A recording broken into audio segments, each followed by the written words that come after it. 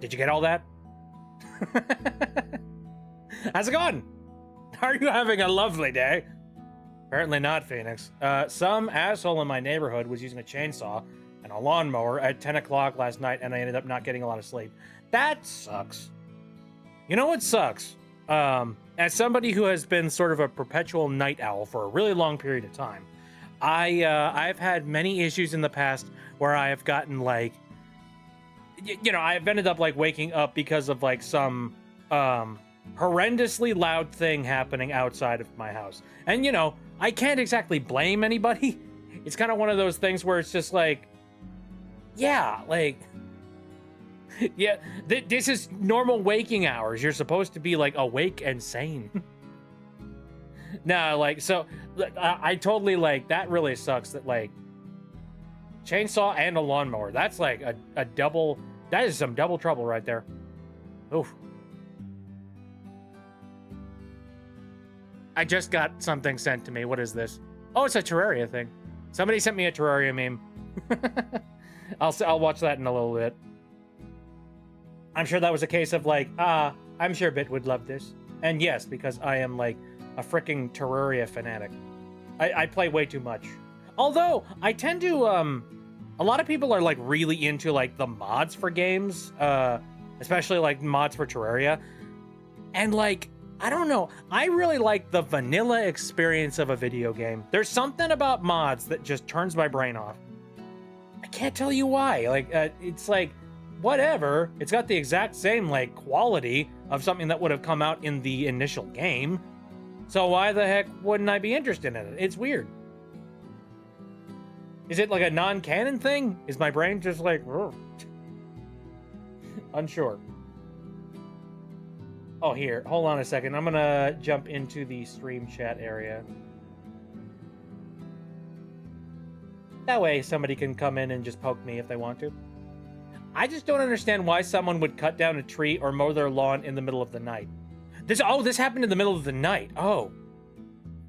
That went over my head. That's weird. No, you're in the right. That's strange. You don't cut down a tree or mow your lawn in the middle of the night. I mean, okay, I've gotten real close. Once before. I remember there was a time when I cut my lawn in like the really late PM hours, but like I cut myself off sometime around 8 o'clock, you know, like, because around like from 8 to 10 o'clock, those are the periods where like some people might be going to bed, and I'm aware of that, especially like around 10 o'clock. So it's like, yeah, no, that's kind of inconsiderate of them. That's strange. And cutting down a tree. God. Kind of sounds like main character syndrome right there. Just be like, hey, who gives a shit if anybody is doing anything right now? I am the important person here, and I'm going to go do my thing. Not a fan of that. Like, be considerate. Think of other people before you decide to do stuff, man. Anyway, yeah, I've just been like messing around with a couple of the filters in voice mod. It's been a while. I haven't touched voice mod in a while, so it's just like, it's interesting. Although, problem with voice mod for me is that voice mod like sucks up a lot of resources, especially CPU. Like if you're using any of the AI driven ones, it's just like resource hog, just like. Although apparently they have upgraded up to like voice mod 3.0, which is apparently majorly improved behind the scenes and everything runs a little bit smoother. I don't know what the heck that means. But yeah, I'm currently sitting at like 67% of my CPU utilized. So like if I use any of the AI utilized ones, it's gonna like bottleneck things hard. I did test out this one not too long ago. Let me see if it works.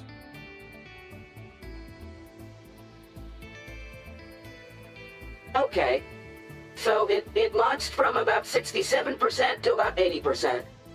That makes sense, I suppose. Anyways, this is called Scrappy, and this is very clearly supposed to be like Claptrap. It's close. It's close enough.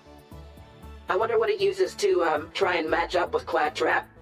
Like possibly, I wonder if maybe this is like, I don't know, like, it's hard to say. I don't know whether or not this is using any sort of like AI backend or like, you know, any samples. I'm buffering, hold on. No. There's also a scout? Why? What scout? Oh, it comes with like megaphone and ghost mode. So this is clearly supposed to be some kind of like peak voice, which is funny because it's like not really. Not really. Maybe it's just me, but I prefer the classics.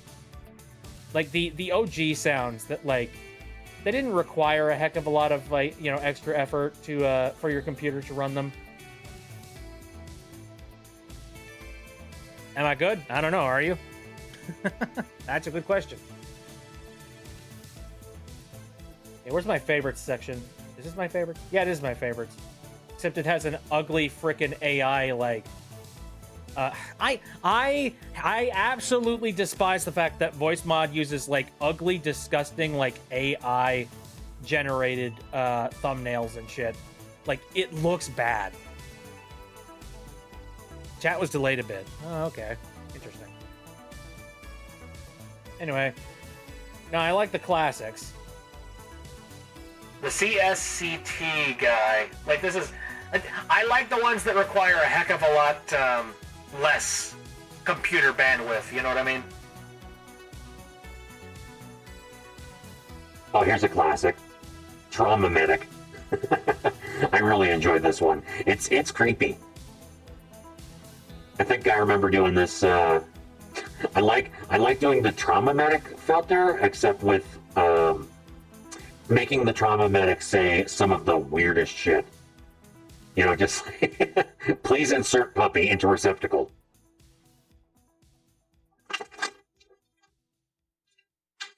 You have limited time to put puppy into receptacle. Please do so now. And then there's the radio demon. Ooh, I wonder who this is supposed to be, huh? Exo? Okay, that's kind of interesting. Oh yeah, I remember Drone. I think I remember really liking Drone. Despite the fact that it doesn't sound anything like a drone. It just sounds like, ooh, freaky.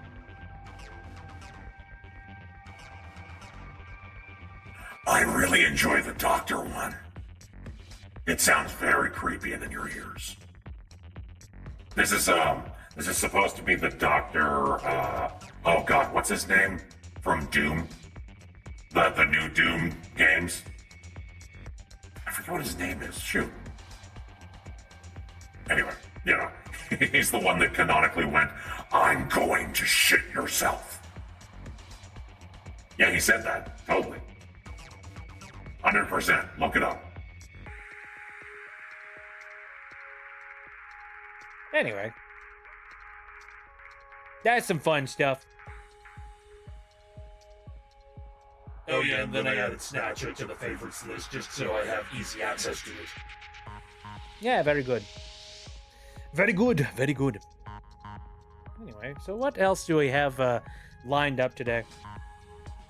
I don't know. I have, like, my brain has just been going burr about Silksong for, like, the entirety of the last 24 hours. Like, I started playing Silksong in the previous day, and then, like, I'm still thinking about it right now. And I'm sitting here being like, gosh darn it, why is my schedule like, why do I schedule games out to play them like once a week?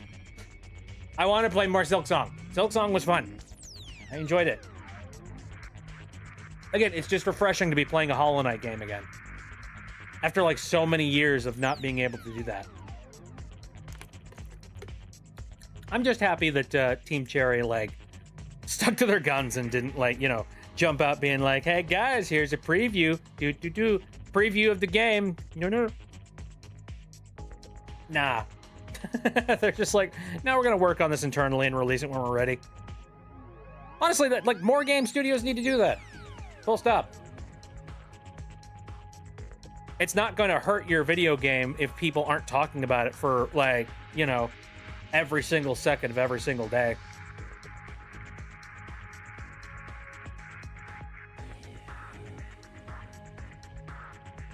Alrighty. Well, I suppose I could go ahead and boot up a little bit of Power Wash Simulator, because I have not played that in a little bit here.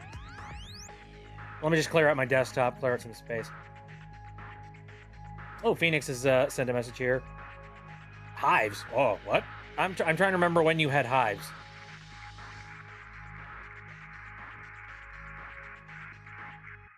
I'm assuming it was some kind of like an allergic reaction to something. I don't remember what we were talking about when you had hives, apparently.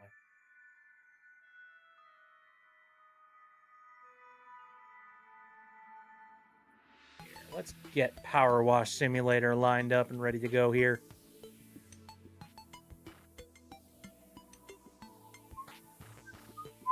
And it's full screen. Thanks.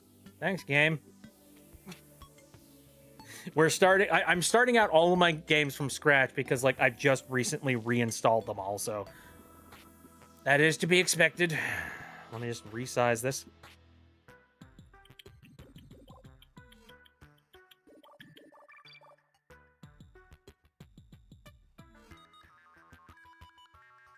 Okay, I think that's good. Full screen mode. I can't see it. Windowed. I want it to be windowed. I've had itchy swollen hives for the past 5 days. Ooh, that's terrible. Said something about going to the hospital. Oh, yeah, that's right. You were talking about the hospital yesterday. I forgot about that. Ugh. I hope you're doing a little bit better.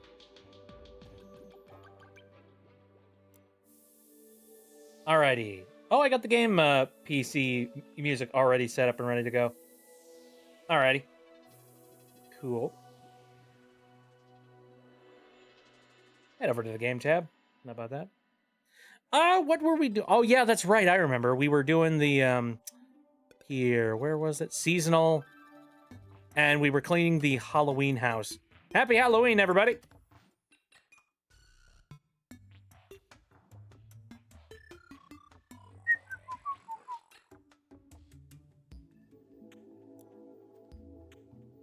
Hooray! Okay. I believe I cleaned all the way up to this, like, mansion-y thing. Oh, yeah, and I finished up this pumpkin. Yeah, pumpkin. All right.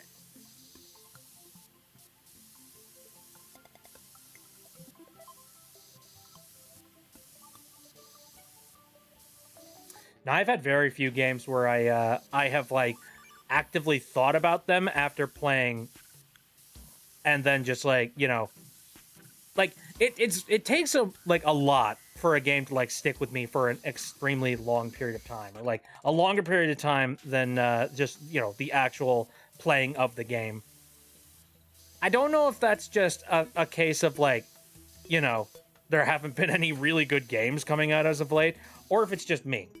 It could just be me. Like, maybe as I've gotten older, just being like, nah, been there, done that, seen that, whatever. And to be fair, I don't think that argument really stands with Hollow Knight Silksong, because this is very much a case of been there, done that. The only difference is this is a been there and I want to do that again. Hospital kept me there for an hour and a half when I literally just needed something to get rid of it. Oh, okay. Speaking of hospital stuff, oh, I have a story about that. So you remember that sprain that I got like by falling down the stairs a while back, right?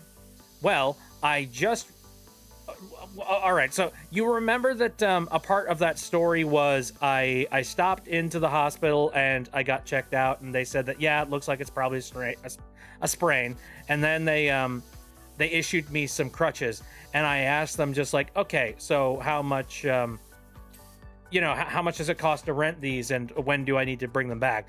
And they told me, oh no, you get to keep them.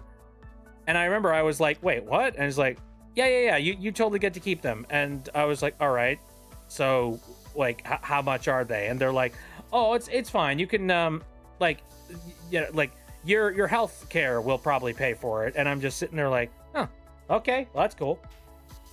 Well, I just recently got a letter in the mail, and it was a bill for a set of crutches. I love my health care. Like, I could have just paid for the crutches right then and there, but they're just like, no, your health provider will totally cover them. Nope, no, my health provider did not cover for the crutches. Which is funny, because I feel like that's one of those things that probably should be done. Like, who out there wants to actively be buying crutches? Nobody! I don't know a single person who's just like, oh, hey, you know what's a really cool accessory? Crutches. Like, that is a, like, healthcare requirement. I was walking around with those things for quite a few days. Like, what the heck, man? Oh, I don't get it. I don't understand people.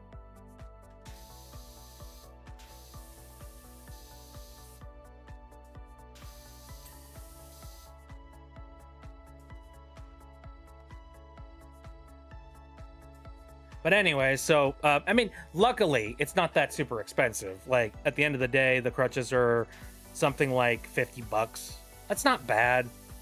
Though, it's funny, I actually mentioned that to my mom, just being like, yeah, apparently I have to pay $50 for crutches. And she was like, $50 for crutches? What the hell? So apparently, long ago, in, times far back, crutches were not that expensive. So that's kind of interesting to hear. But, everything is extra inflated nowadays. Frickin' everything. And that includes medical devices.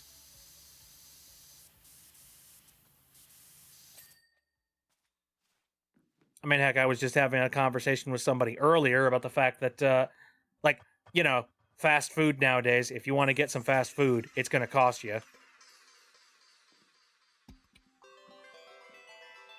Which is funny, because by that point, you might as well just go ahead to the store and pick up all the ingredients to make yourself a good burger.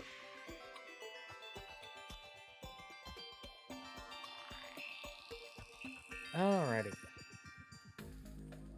Hospital I went to wasn't really a good hospital either. My stepbrother's friend said his sister was admitted to that hospital after she fell off and got kicked by a huge black stallion. Ooh, that sucks. Kept her there for 3 weeks when she was surprisingly not hurt that bad. That's great. Wonder if that was just, for the sake of trying to, make a buck or something.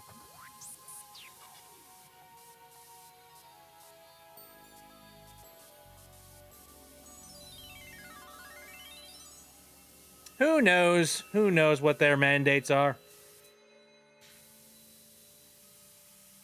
Or whether or not anybody is making commission for having particular people in the hospital. I mean, I remember when I was at the hospital, my care was fine. It was okay, okie dokie. However, they definitely didn't want me to stay there. They were trying to kick me out as quickly as possible, as far as I was concerned. And I think, majorly it was because they had other people they had to tend to. But also it was because, they didn't really have any reason to keep me there because my injury was not actively that bad comparatively to, what other people have in the emergency room.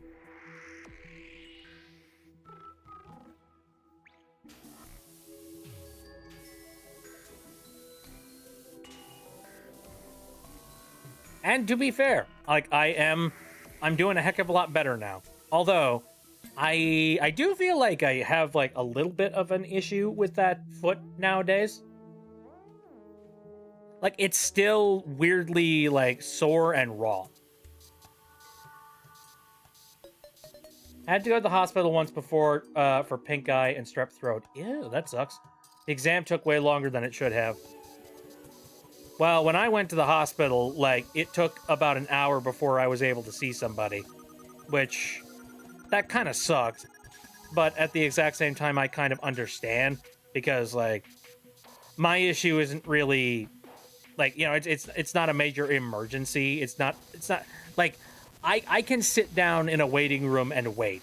It's not like somebody walking in because they just recently had a car injury and something needs to be like sewn back on or something like that.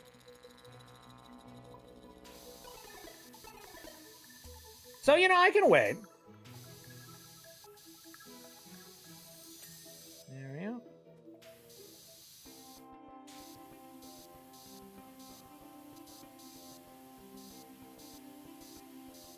I will say though, I was like, I still feel really bad about like my my roommate that ended up like taking me to the hospital. Because God forbid I was not going to be calling for I wasn't going to be calling for an ambulance to come and take me. You know what I mean? That was like ain't happening. Nope. I'm not spending that kind of money. You kidding me? And even my roommate was just like, yeah, no, you're not spending that kind of money. Get in the car. Oh, what's funny though, actually, that reminds me. Again, I've been surfing TikTok a heck of a lot lately. And one of the posts that ended up passing by my feed, which, like, I don't even know how the heck it managed to pick up on this, but, like... Oh, also, apparently, like, my feed is apparently incredibly similar to people that are within the demographic of 30 years old, because it keeps on giving me these it keeps giving me these recommended TikToks of being like, here's something I didn't know about till I was in my 30s, and I pass by those. I skip them immediately as soon as they come by my my timeline, because I'm just like, don't profile me, damn it. Look, I understand, like, the algorithm is currently trying to build something kind of like, based on my interests, but like my profile and my personality, like, I don't want to be judged based on the age of my my weak, falling apart, frail bones, okay? Give me something entertaining. I don't want to be typecasted. Just like, give me something interesting. Give me some like Gen Z humor. I'm cool with that. I might not get it like sometimes, but hey, I'm cool with it.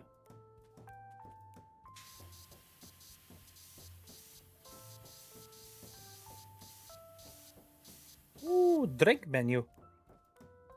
Broogie Woogie, funny bone broth, motion potion, and focus potion. Oh God, can I get the focus potion? God, I need that really bad. My brain is just like... Oh yeah, speaking of which, back to what I was talking about with the whole TikTok thing. I got a TikTok that was, it was very clearly, like, pointed directly... Like, I felt called out after I got it. It was, a TikTok of somebody who said, like, when you're in your 30s and you're trying to climb downstairs, and it showed that, like, they walked up to the staircase, and they looked down the staircase, and they saw that it was, like, really sheer steps, and also there were no rails. And then it showed them, like, very slowly walking their way down the steps, like sideways footing it. And I was sitting there just being like, okay, shut up. I don't need this in my life. Stop it. Stop reminding me that I'm getting old and frail. I'm not ridiculously old and frail, but like, it's kind of one of those things where it's like, I have realized that slowly you start merging into a place in your life where you can't just have a rough tumble. Not really. Because like you have a much higher chance of like landing on your spine or having something pop out of place. And God forbid, you don't want that to happen.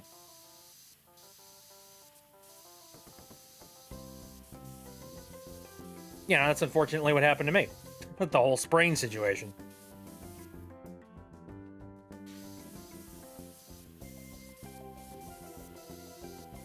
And, that doesn't get any better. The older you get, the more risk there is.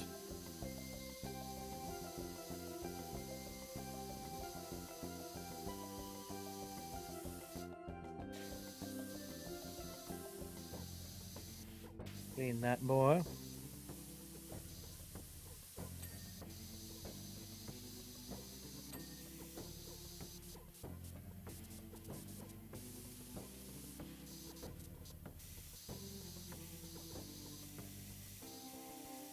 So I've seen little previews of Power Wash Simulator 2. I'm not entirely sure if I'm going to pick it up. I don't know. Because, like, I could go for a little bit more Power Wash Simulator experience, but also, I don't really see what, you know, I don't see what, like, Power Wash Simulator 2 brings to the table that I can't live without. I mean, like, I mean, for a lot of people, they look at Power Wash Simulator 1 and they go just like, what's the point?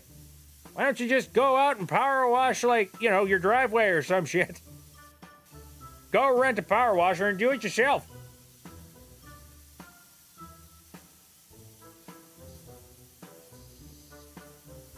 And I don't know. I'm perfectly fine with this, but like the more complicated the concept gets in my head, the more it becomes work. And the more I'm just like, nah, I don't think I'm going to do that. I don't think I'm keen on that. That's kind of why, I don't know if you've ever heard of like Viscera Cleanup Detail. That game.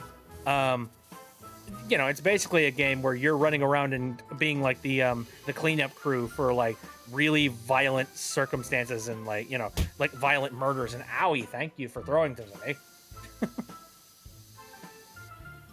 Anyway, I could never really get into that game. I've tried it a couple of different times, but I'm just sitting there. I'm more or less sort of feeling like I'm working. You know what I mean? It's like this has become too much of an occupation for me. I need to play like a video game to forget about the fact that you know, it's like maybe it's the fact that I've worked in sanitation, but I have a little bit too much sympathy for shit like that.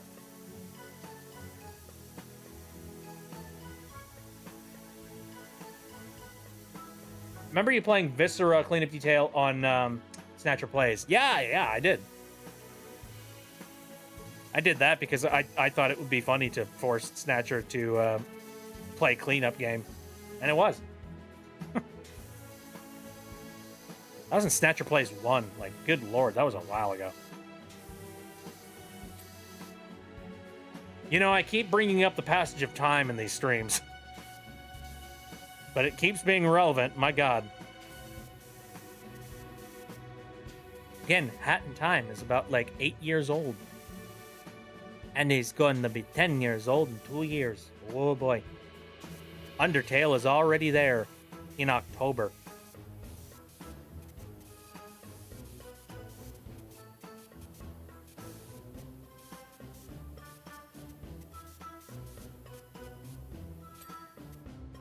Which is weird to think that, like, you know, a game that as pivotal and as, I don't know, it was kind of like, what's a good way to put it?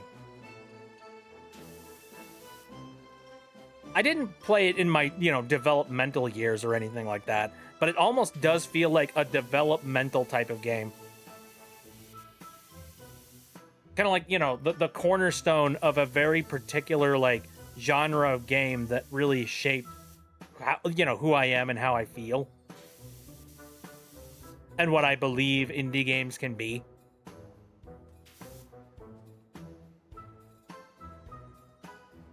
Okay, anything more on the underside? I don't think so. I'll already be in college by the time Hat in Time is 10 years old. Hoi, oi, oi.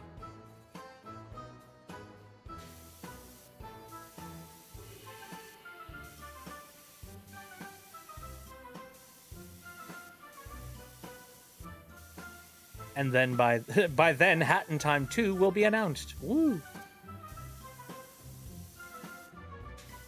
Or at least they'll say it's in development or some crap. I don't know.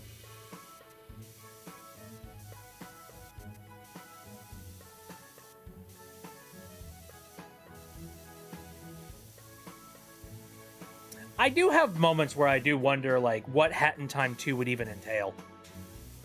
Like, what would they add to the game? Because, like, a good sequel is one that doesn't, like, you know, it tries to mix up the formula a little bit. It doesn't try to just, like, you know, give you the same shit different day. Because for a lot of people, they'll look at that and they'll go, oh, well, what the heck was the point? I could just play the original version. kind of why I'm currently having my issues with Power Wash Simulator 2, because I'm sitting there being like, well, okay, what exactly am I missing in Power Wash Simulator 2?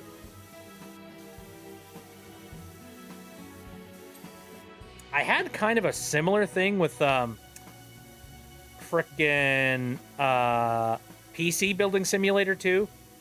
PC Building Simulator 2 is good, don't get me wrong, but I don't know, the changes that they did for PC Building Simulator 2, negligible. Not much for, not much to it. And it did make me kind of wonder, like, could I have just gotten away with playing PC Building Simulator 1 for all eternity, possibly?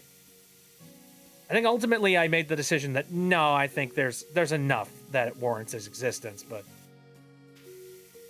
I just didn't want to get an Epic Games Store account.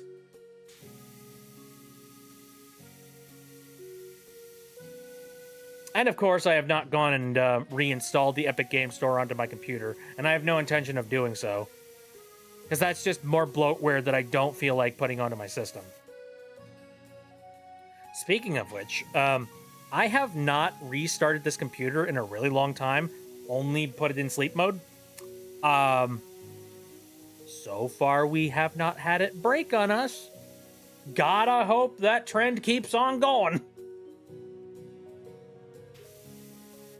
I am scared. If you guys don't know, I just recently, come to think of it, I'm working on another mini comic of Snatcher. Hey, nice. Anyway, for some people who might not know, who are currently in the chat, I just recently made the switch over to Windows 11, and it's been frustrating, to say the least. One of the reasons is that, when it's Windows 11, and just fundamentally, there are things that are different about it that I really don't like. It's like certain things are placed in different places. What is going on there? I pressed the control button several times. Is it trying to, locate my mouse?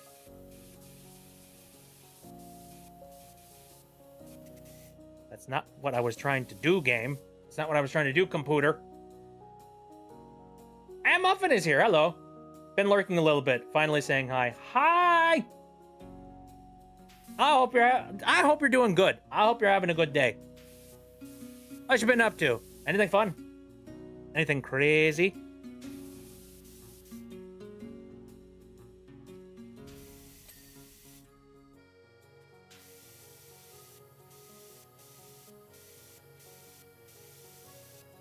Anyway, so before I forget, so the thing that's causing problems, though, for my PC is that for the game PC specifically, I'm getting this error where at random, I don't know what causes it, but the startup for the computer just breaks and it tries to go into automatic startup repair, and then it doesn't work. And then I try and restart the computer again, and then it tries to do automatic repair again, and it still doesn't work. So something about my startup just breaks about partway through the installation on it.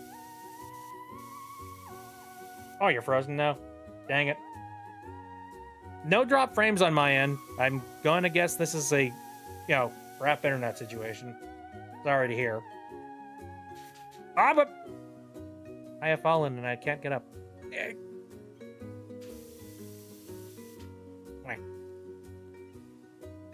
Get back up there. Come on. Come on. How'd I get up there before? Was it on the sign? I think it was the sign. There we go.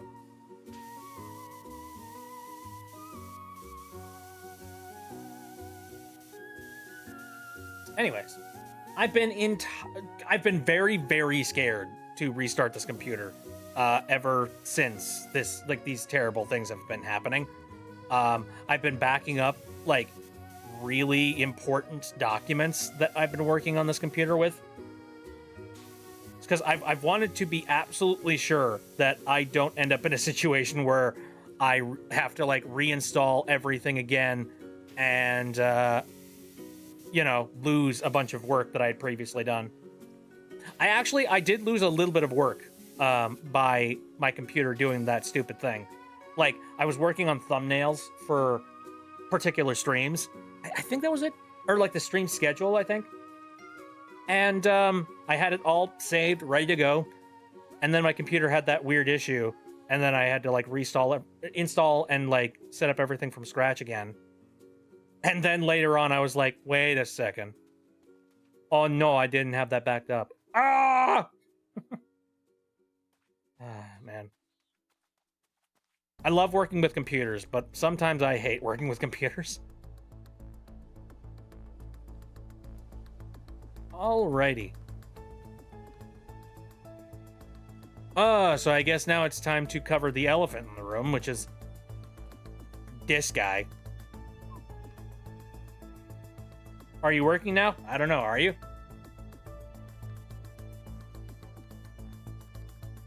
Internet being smelly.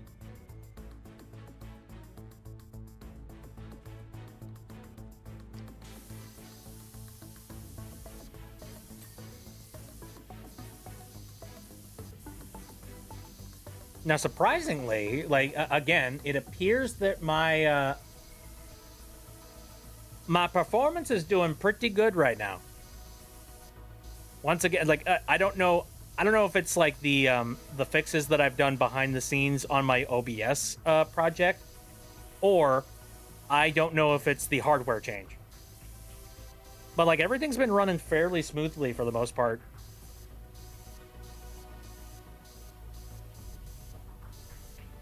Here we go. I think I am. You think, therefore you are.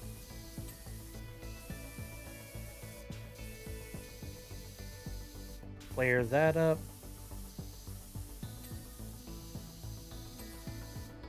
Now, I got a handful of exciting things that I'd like to talk about, but like, I'm currently in a not an NDA situation, but in a let's hold off on that kind of thing. You'll all hear it eventually.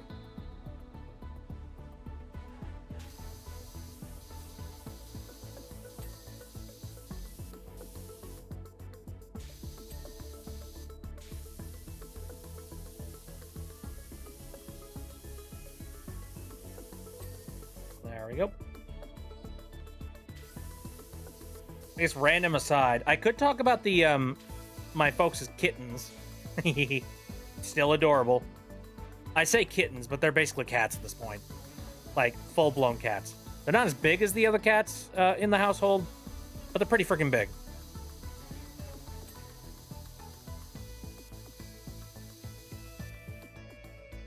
And what's cute is that I believe... Aw, babies. Yeah, right. I wish I had fresh pictures of them. I don't. No, one of the cute things, though, is that, like, you know how, like, an animal will kind of pick their favorite? You know, they'll just be like, this is my human. I choose them. I'm starting to think that Poe might have chose me. A little bit. Because whenever I come over, like, I mean, like, let's be real. The cats are, like, they love everybody. You know, absolutely. They're very cuddly, they're very friendly, and they're just like, oh, yay, I love you, hi, give me pets, give me scritches. But, like, whenever I come over to the house, I will come walking into, like, the common area, and there'll be Poe, and Poe will immediately just, like, get up from what they've been doing, and, like, you know, come waltzing up to me, rubbing against the legs, and then, like, not just that, I mean, that's regular cat behavior, but like, then for the entirety of the rest of the time that I'm there, they're just like, they're velcroed to me, basically. Like, where if I walk to like the kitchen area, they walk to the kitchen area with me. If I walk over to the bathroom, they'll sit in front of the bathroom until eventually I come back out. Chosen one. And he's so cute. He's so adorable. Like, we've noticed this. Poe kind of has this interesting little, like, wobble when he walks. Like it's almost like his hind legs are like longer and more gangly than his front legs, and so like his back end will kind of just go kind of like that. And we were just like, is that like a neurological thing, or is his hind legs literally long, like too long for that? Pictures? Oh, you know what? I've kind of like, I have put, yeah,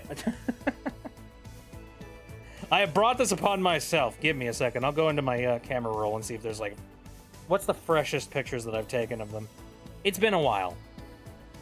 Problem is, these cats are like walking around freaking everywhere. It's hard to get them to stand still, you know what I mean?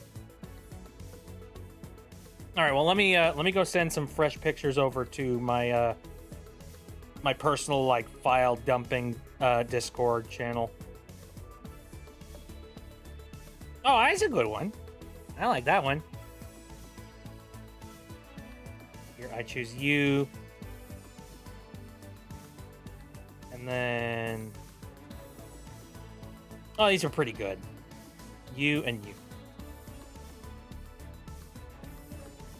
My hand is confused. Okay, there we go. Okay, files have been sent. Let me go grab them from the Discord on the computer. I'm so lazy. You can send files wirelessly now. Why would you do anything else?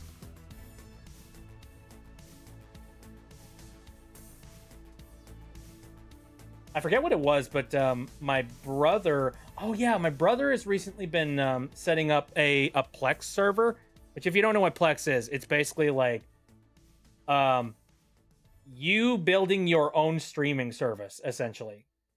Like, it's basically you take files, load them into your own personal server in your own house, and then you set up, like, a Plex account so that Plex will, like, do the, you know, the background work to basically be like, okay, so, you know, here's the server with all the movies that are currently loaded into the server. And here's a device that is cleared to get movies from said server. All right, stream directly to these devices, please. And it's basically like you're building your own live stream service, essentially, for like your own personal use. And it's nice and convenient because it means that in the event you wanted to load in movies that you don't want to have suddenly get ripped down by some like corporate shillery, like you have the ability to do that. And so my brother has been taking a bunch of like the Blu-rays that he's got, and he's been ripping them using a DVD and like Blu-ray ripper. And he's basically been making his own like his own personal like repertoire of movies. And I think that's pretty cool. I don't have nearly enough physical media for me to be able to do something like that, but he does. He's been collecting a bunch of that, so he's just like, yeah, I'm all for I'm all for the whole like. Here, give me a second. Let me move. Nope, cancel. I'm happy for him. Plex server and whatnot. All right, so here's some pictures of the cats. Here we go. Here's so both of them are named after characters from the new trilogy of Star Wars. This is Finn. Big picture.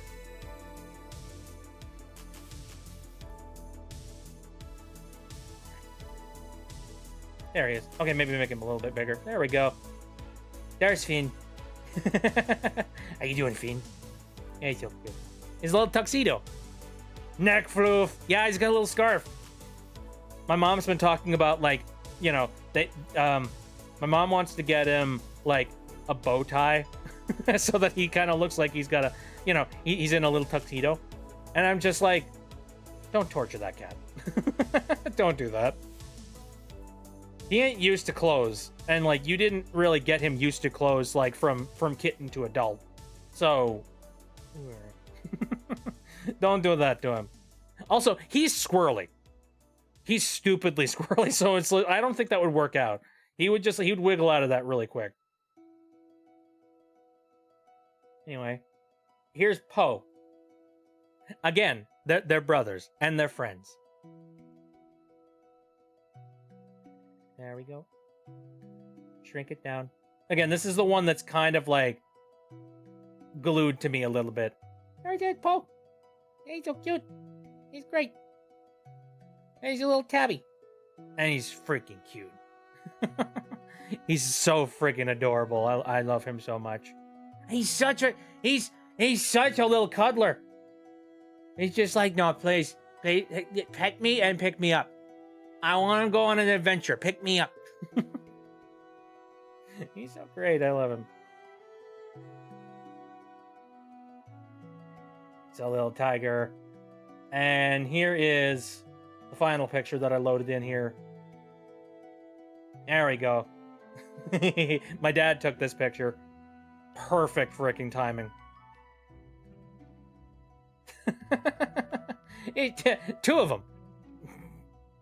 Again, they're brothers. They weren't like, they're not literally brothers, but they were part of basically like the same group of litters, and they kind of like they grew up as kittens together. And they're adorable. I'm gonna shrink this and I'm gonna put it on the screen somewhere. Here, how about right there? That's good. So now we have something that you know, a subject that we can bring up. Just be like, you know, who are those people in the corner? Who are those little babies? Oh, speaking of which, what was the last candy bar that you guys had? I kind of want to know that. It's a question that kind of popped into my head not too long ago, and I'm like, that's a good question. What was the last like candy bar you guys had? For me, I think it was a Hershey's bar. Like full on, full stop, just milk chocolate. Nothing crazy. Though we are moving into the Halloween season. So therefore, we have many opportunities to have something else.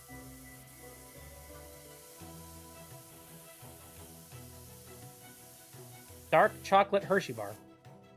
Pretty good. Now I'm going to drop like a little bit of personal like gripes, so to speak. This might just be me. I'm not entirely sure. However, has anybody else noticed that Hershey's milk chocolate it doesn't taste right? Maybe it's just me. Maybe COVID messed with my taste buds. I don't freaking know.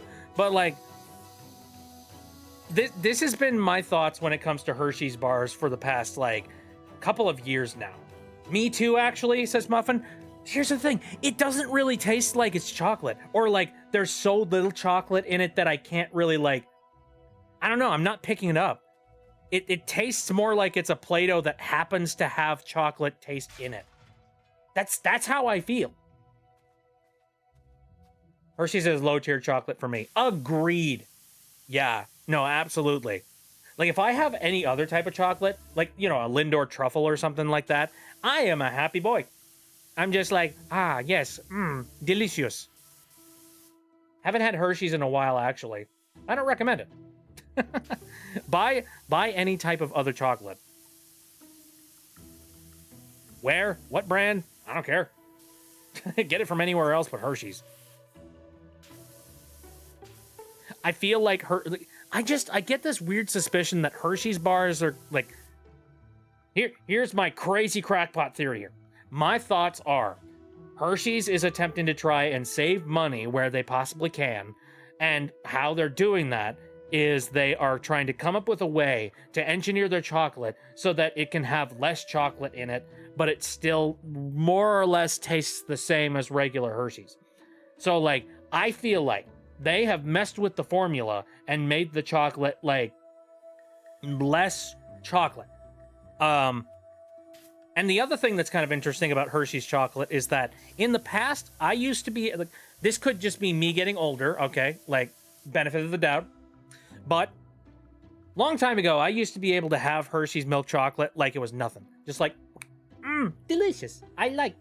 But nowadays, I've noticed that whenever I have like half of a Hershey's chocolate bar, I will get some very strange indigestion. I don't know how. I don't know why. But I'll just be like, why is my throat all like acidy? It's just strange. And I don't know. There's a part of my brain that's like, maybe there is something to that. Perhaps they've messed with the formula in a way that makes it like, you know, more acidic to the back of my throat. I found out there's an exotic fruit that tastes exactly like chocolate. So do you think they put some of that in there? No. Do you think that they would put in the effort to find an exotic fruit? Like, do you think that a company would go and do anything exotic? No. No, of course they wouldn't. Like, what they would do is they would come up with, like, a combination of chemicals that happen to mimic the exact same taste and flavor of something that is organic or something that is natural. I trust that they would do something like that before they're just like, hey, we found this rare papaya and it happens to make things taste like chocolate. Nah, they wouldn't do that.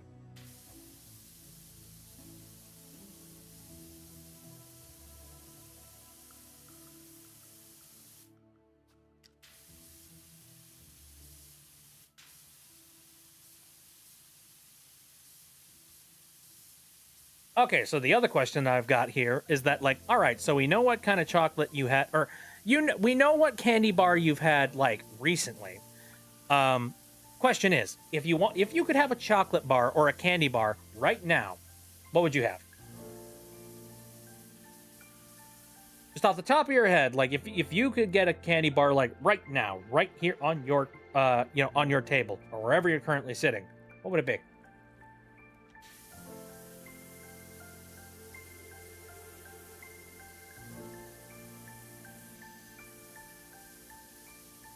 Three Musketeers or Kit Kat. Oh, Kit Kat, absolutely. I'm not a massive fan of Three Musketeers. Like, for me, it's just like too pillowy.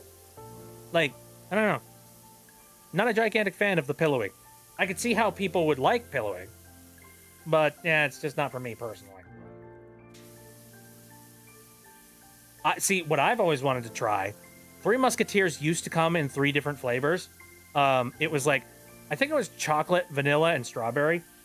I would love it if they did a recreation or like a re-release of those original 3 flavors, and I would love to try those because I was not alive in the time that they had like those extra flavors in their Three Musketeers. Like, that's the reason why it's called Three Musketeers, because there were 3 flavors in them. But not no more. I think, like, if I could have a candy bar right now, like right now, I would want a Twix. Twix is good. I freaking love Twix. It is such an amazing combination of, like, a cookiey center, like, caramel on the top, and then chocolate wrapped like delicately around it. It's delicious, and you get 2 of them. Oh, I love them. I've been getting a lot of videos about exotic plants and fruits, telling us which are poison and which are safe to eat. Is that being spurred on by the people playing Peak? Because there's a lot of people now who are probably thinking like, well, what fruits and vegetables are bad to eat right about now? What shouldn't I just consume and grab off the ground? The answer is nothing, if you can help it.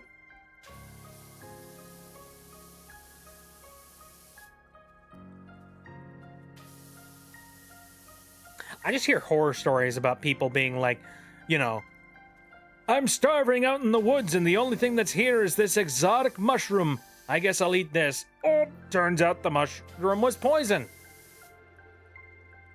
Not exactly a fan of nuts, caramel, or coconut. Really? I mean, okay, I can understand coconut. Coconut is Actually, you know what's funny? I remember I got like a mixed candy bag, and I wasn't paying nearly enough attention while I was picking it up, and it had like almond joy in it, and I was just like, why did I do that to myself?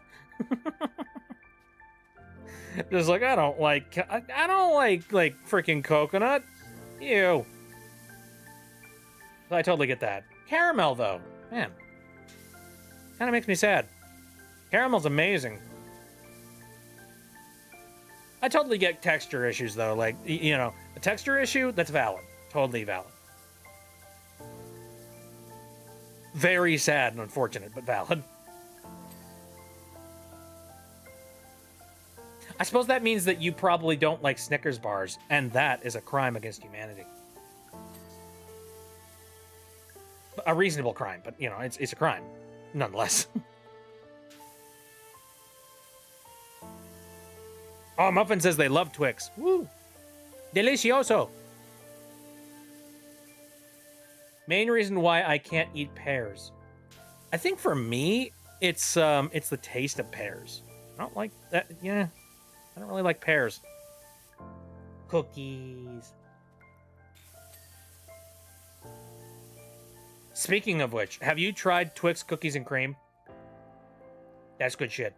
You should try it. You know, find it at your local gas station today.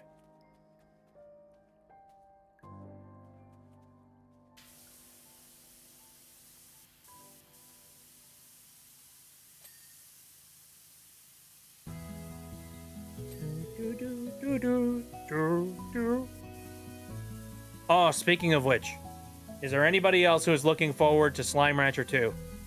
The 1.0 is coming out, and I intend to play Slime Rancher 2 when that happens.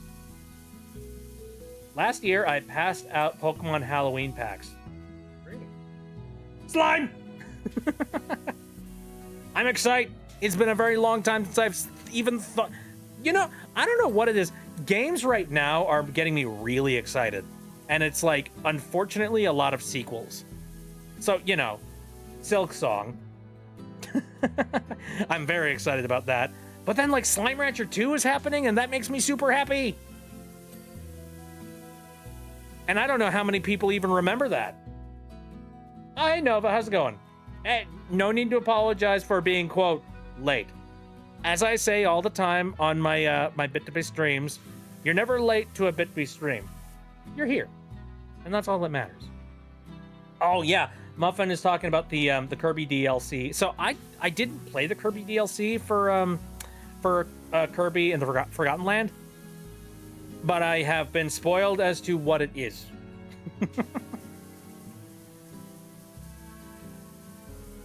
And I don't know nearly enough about Kirby for it to like be impactful to me, but I will still say sweet. And Air Riders. Yeah. Dude, that's another GameCube game that I didn't end up getting the opportunity to play. Lost track of time working on some help wanted posters for a project I'm working on. Very neat. What are you currently working on? Made a deal with my parents years ago where I give them the candy I don't like because they like most of the candy that I don't. Hey, all right, that's nice. Is there some sort of like a trade thing where like they also buy a bag of Reese's candy and they're just like, all right, for every 2 pieces of candy that you don't like that you hand over to us, we will hand you 1 Reese's cup.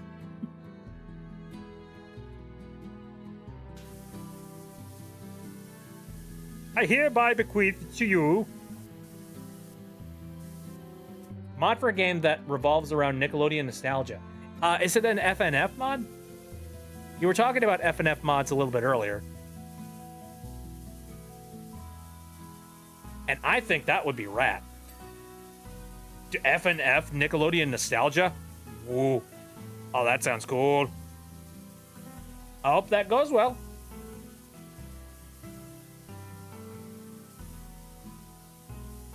Is there anything Nickelodeon nostalgia that I've been thinking of lately? I feel like I have. Well, okay, obviously, you know, I had that whole project not too long ago you know, I 3D printed the aggro crag for my brother for his birthday, and then I printed out like a bunch more because I was like, I'm loose and off the hook. I'm crazy. I can print as much stuff as I want. Because I got a 3D printer, motherfucker. It really was a childhood dream made reality, though. Like, I never got the experience to actually go out and do any of the Nickelodeon Guts activities, mostly because I was in no way, shape, or form a, an athlete. But I always wanted to do stuff like, I wanted to be a part of the physical challenges and stuff. And also, I really badly wanted to, climb the aggro crag. Everybody wanted to climb the aggro crag. I have a poster done. I've shared it as loud as possible, and I have some people on board, but nobody but me interested in voice acting in it. Well, I'm not going to say that I'm interested in voice acting it. I hope you find some people, though.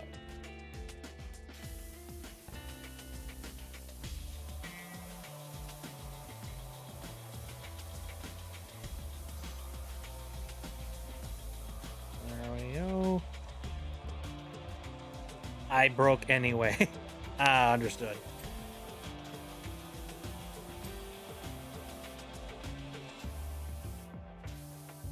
I think the funny thing about that that $50 bill that I got for those crutches is that, like, I'm not like super ridiculously broke right now, but I will say I just recently did those computer upgrades. So right now, if I can avoid spending money, I would prefer doing that.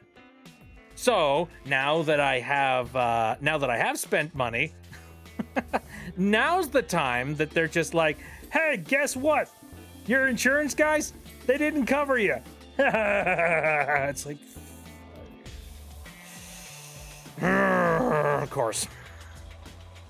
Of course, that's how it works.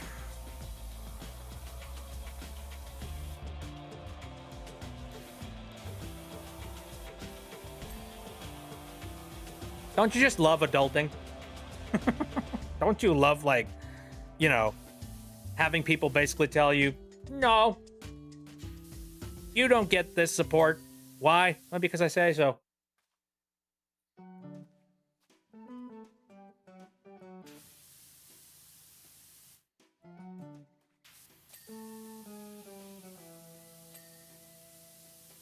There we go.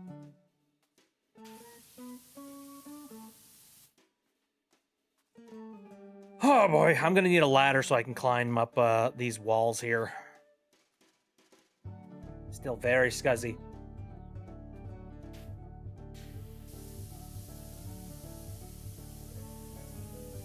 Oh, so you know what's so there's this one account over on Blue Sky that I follow, and I'm trying to remember what it is. I think it's like Discontinued Foods or whatever the heck. I need to go check them. Actually, you know what? Hold on a second. I'm gonna go look that up real quick. Cause like that is actually a really interesting account. It's one that like is steeped in nostalgia.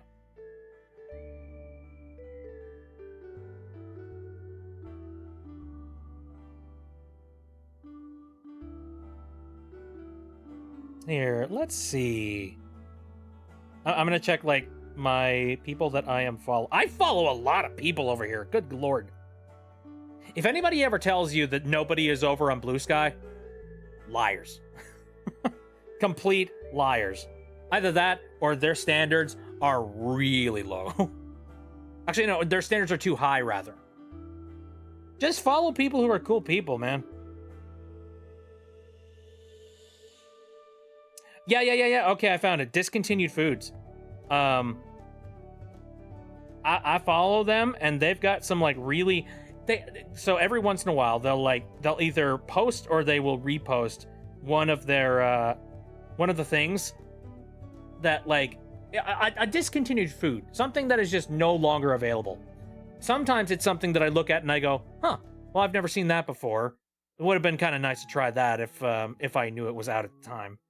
And then sometimes they show you a discontinued food that you remember having, and it makes you very sad that it's gone. I've had that happen. Let me scroll through here. I remember this. Major League Ritz. You know, I should probably pull up the pictures for this. Hold on a second. I'm gonna look up discontinued foods over on Blue Sky, and I'll pull up some pictures of some stuff. Am I logged into Blue Sky over here? I'm not. I probably should. I've logged into all of like the necessary stuff, but like I have not logged into that just yet.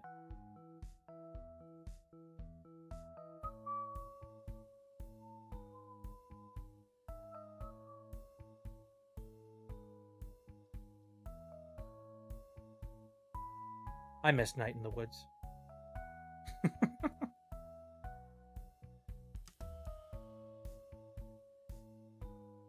All right, sign in. Username, Bitby.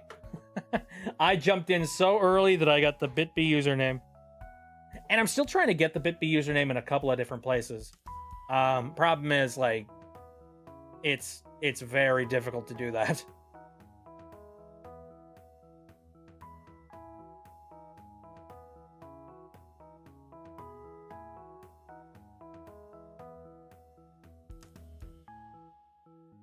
Here we go. I found discontinued foods. All right. How easy are they going to make it to drag and drop stuff here? Nope. Okay, so I have to save the image as a JPEG. There we go. Easy enough. That's fine.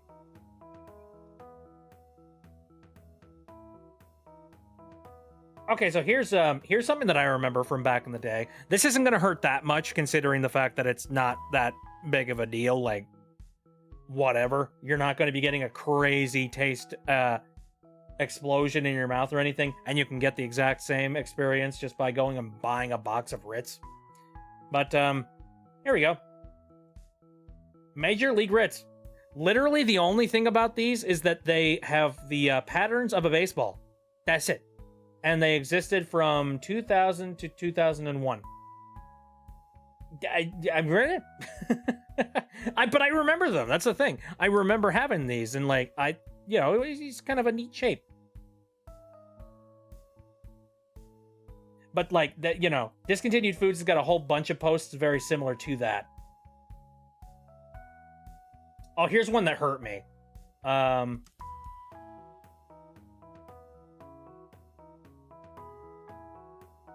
Here, let me save that.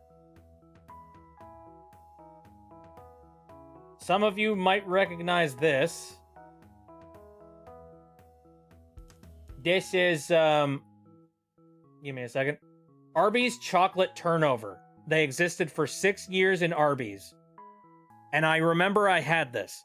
And, they were okay. Like, they were fine.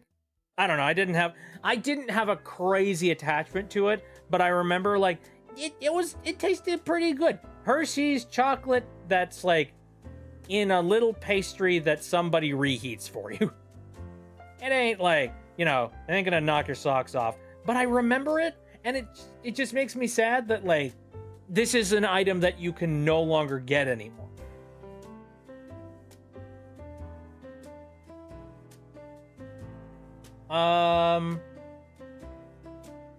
Here's something that, like, tangentially I have a little bit of attachment towards.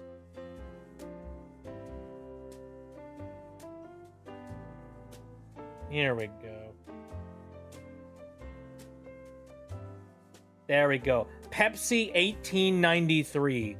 Now, specifically, this is the ginger cola version. For me, like, the ginger cola I remember having, and I was just like, I'll take it or leave it. It was fine. But the one that I miss is the black label, like the regular flavor Pepsi 1893 flavor. And if you don't know what 1893 is, they basically were like they were advertising it as sort of a mixed drink kind of thing, where it, this Pepsi works really well with alcohol. That kind of thing. And like, I remember that, like, there were a couple of people that were using it for that purpose. But for me, I just enjoyed the taste of, like, 1893 straight. Like, nothing else added to it. There's something about the way that it tasted. It was like, I don't know what it was. Like, I'm trying to remember, like, the description of it. There's more of, is nutty the proper term? I don't know. There was like a weird airy nut kind of taste to it. Almost like, well, the way that they advertised it is that, like, they made it out of the more of the cola nut, basically. And if you didn't know, cola nut is actually where, like, all cola kind of stems from and originates from. Yeah, he's a nut.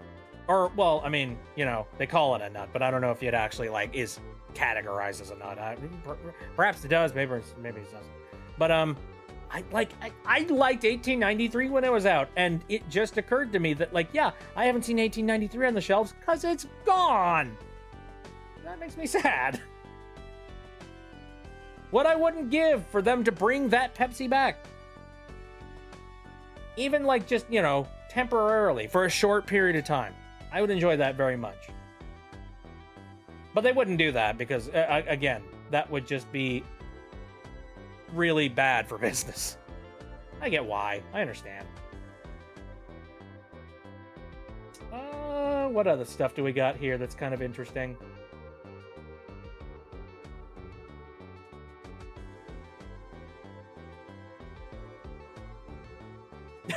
Oh, I remember this. Okay, wait. I actually remember this. And I have no real connections to this any way whatsoever. But maybe somebody in here does? Here we go. Arby's smoked bourbon. Specifically, the meat was apparently, like, smoked in bourbon. And this existed from 2022 to 2022. This didn't work. Apparently people just never ended up picking this up. Or like that, it didn't take off or anything. Or maybe it was just something that they were bored with and they were just like, oh, why the heck not? Let's do this. It'll get people's attention. But yeah, this is like one of those combinations of things that you can no longer get.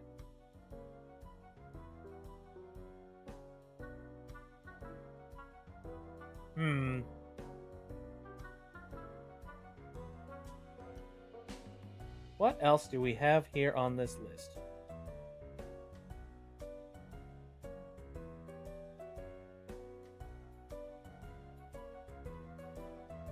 Oh, here's a good one. Hold on a second.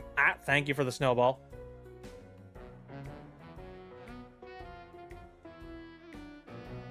Thank you for the can. I was about to say... Yep, very nice. Some of you are going to see this and you're going to be like, what the heck is this? And then for other people, you're going to be like, whoa, wait a minute. Who here remembers DNL? Probably nobody. Probably like, I don't think there's a single person in this chat that is going to look at this and go like, oh my God, DNL. I remember DNL. I do. And I remember I had it. It's so, all right. So the description here, upside down. So if you don't get the joke, if you don't get like here, if you don't know exactly what DNL is, let me help you out here. Get it now? It's 7-Up, but upside down. Oh, hello. There's a Kyle in here. Hello? Hi. How long have you been here? I've been here for about 30 seconds. Okay, cool. I stopped to go you might look wanna up check your DNL. mic settings because you sound like you're across the room from me. Oh yeah, I probably. That's probably because I've got it set up with the recording studio mic. Give me a moment.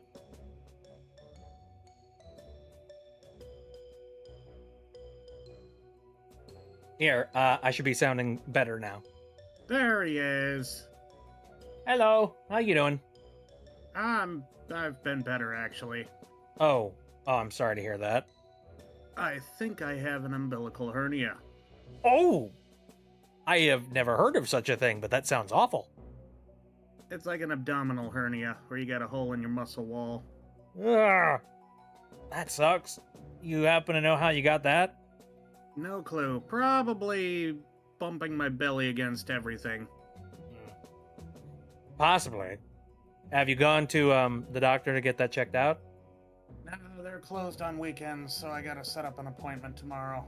Oh man. I hope you get there and they give you some good news. Yeah, that's the hope. Good news is, it's a fairly simple surgery. Oh, surgery? Yes. You Ooh. need surgery in order to fix something like that. That sucks. It's a very quick surgery, though. So how I guess, like, you know, describe to me, like, what exactly it is about it that, like, makes you think it's abdominal hernia, or, like, you know, abdominal. Well, I've got strange bulging in my belly button, or in and around my belly button, and I've got this strange lump above my belly button, and all of it bulges whenever I exert my stomach in some way. Ooh. Okay. Like grunting or coughing. That sucks. I'm assuming you looked up, like, WebMD or whatever, and you, like... Yeah, Yeah. I looked it up. Well, the internet will This is tell like you a- everything in, you know, under the sun. And, like, you know... they'll basically say everything up to, like, you've got cancer of the kidneys. So... Yeah, no, I suspect it's an umbilical hernia. My ma had the same thing. Ooh, okay. Well, I hope you have a really decent sleep tonight. Oh yeah, it doesn't hurt or anything, it's just noticeable. Oh, okay. Well, I guess- don't want it to start hurting. It's not something that you want to leave alone, I guess. No.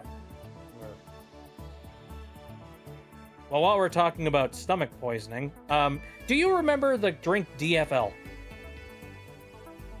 DFL. I got it on the stream Nope. right now if you wanted to look at it. I gotta boot up your stream, give me a moment. Okay.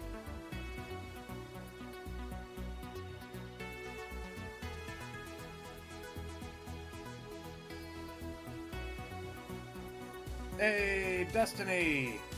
Oh, it's DNL, rather. Oh no, that's Borderlands, never mind. Oh, did you get an ad for Borderlands? Yeah, sure did. Oh, you want to hear a funny? Yeah. I just recently bought a new graphics card. They were offering a free copy of Borderlands 4 for it. I see. Guess who didn't take it? You. Yeah. It's $70 to get yourself a copy of Borderlands 4, and I said no. I don't care, even if it's like a $70 item. I don't give a shit because it's And Borderlands, send it up and it has Randy Pitchford's name behind it. Yeah. Anyway, have you ever seen this DNL stuff? Put it down. Yeah, I've seen it. It's Yeah. got a very familiar wrapper to it. I'm having conversations with the chat about, like, discontinued foods. And this is one drink that existed in 2002. I see. It was basically like 7-Up except stronger. Huh. Oh, and also it had caffeine. Nice. Because of course, I missed. I think I remember having it, or I remember seeing it advertised. Something. I saw TV commercials for it. There was one particular food that did not survive. That did not survive COVID that I miss dearly. Oh yeah? Super meals. Super meals. What are those? It's soup or meal. It's Let me look that up. ramen.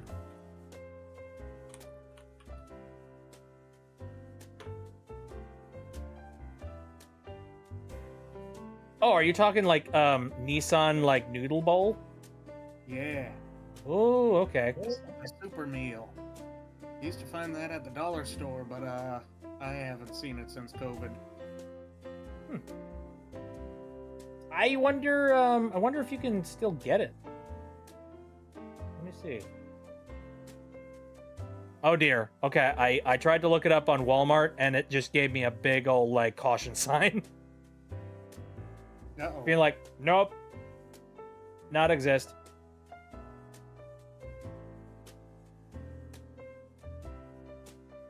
Here, save image as thing. Here, let me put this on the screen for everybody else here. There we go. That's what a super meal looks like. This big old bowl. He's a ramen bowl. I was thinking about this the other day. I've kind of softened up on noodle dishes.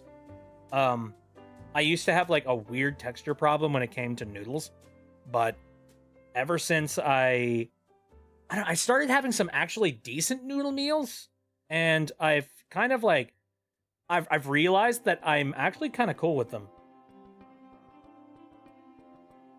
It's I weird. see. My taste buds and my brain have just kind of rewired on that front. Good. I want to look up a local ramen house then. I don't have a lot of those. Oh yeah, you're on the boondocks, aren't you? Yeah, kind of. It's funny. I took that trip out to San Francisco, and I had a really, really nice bowl of ramen that I still say I really enjoyed. However, I'm not used to eating ramen, and I'm especially not used to eating with chopsticks. And what's a good way to put it?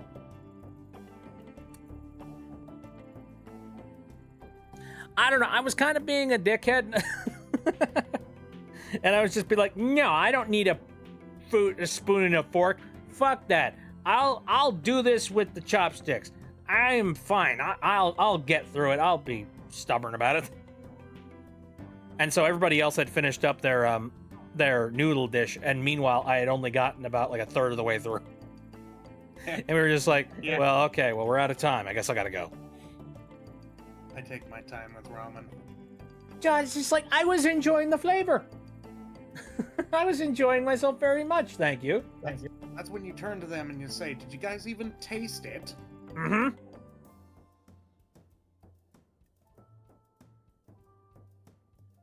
Let's see. Let me scroll through some more of this. Again, the Discontinued Foods account over on Blue Sky.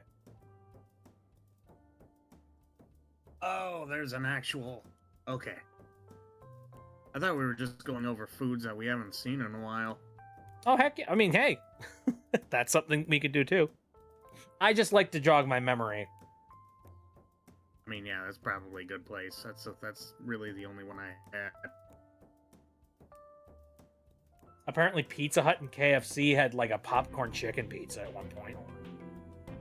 Bizarre. That sounds like it sucks. It's got popcorn chicken and corn on it. And like the sauce is gravy. I don't like that.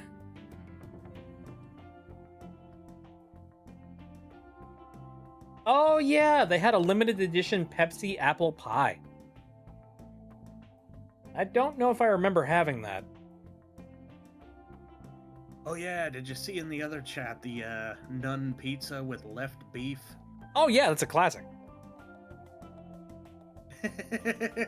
That's like an internet dinosaur.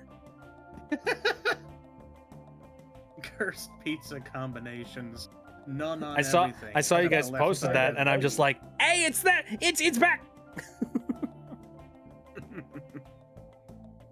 I didn't know about it until my one buddy showed me.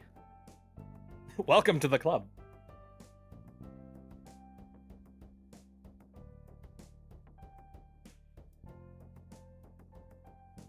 Alright, I am continuing to... Oh, actually, hold on a sec. I found something I remember.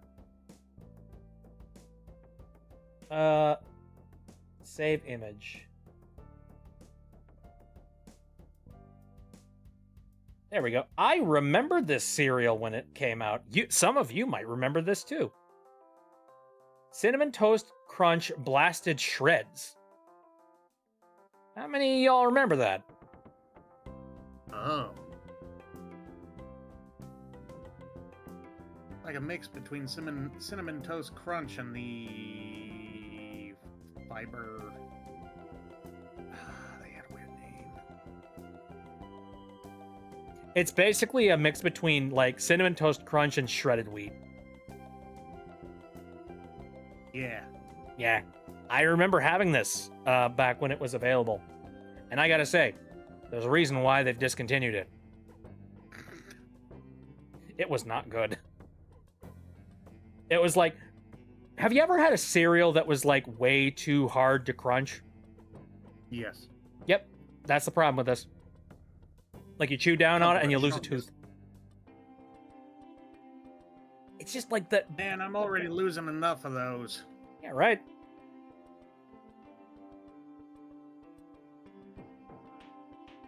So yeah, I don't miss that any way whatsoever. Scrolling through here.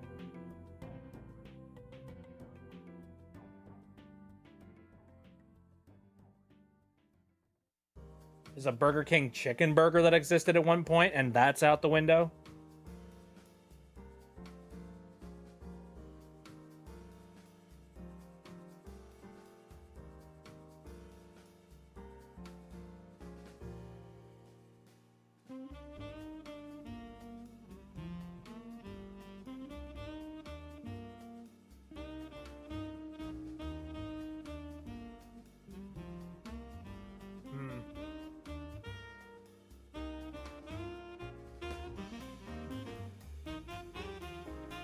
Still looking, like, there's a lot of food on this list, but like none that immediately jump out at me as being like something that I remember.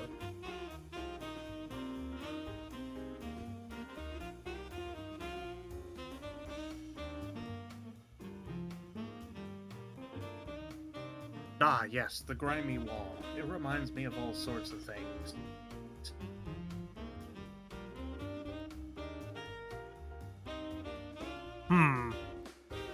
Sorry, for some reason I thought you were streaming the list. Give me a second, I must lick this wall to remember.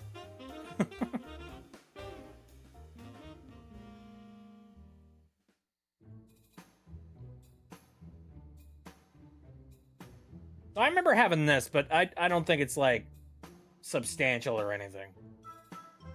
What was it? Give me a second, I'll save it real quick.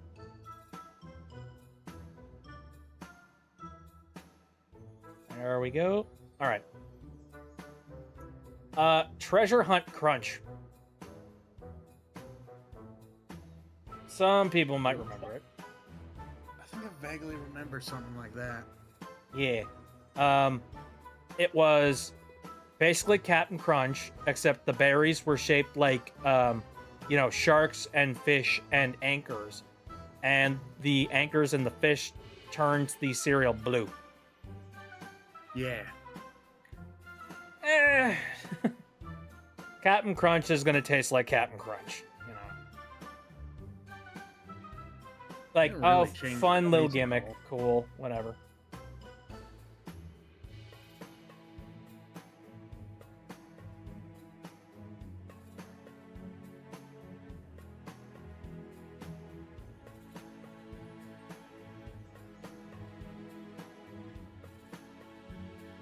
Oh yeah, Skittles bubblegum. I forgot about that.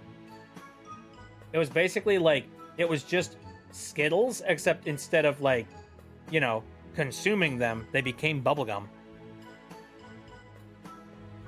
Huh. I remember that. Huh. Oh, actually, I just recently reinstalled voice mod. That is one of the filters on here. Oh no. Hold on a second. Ah.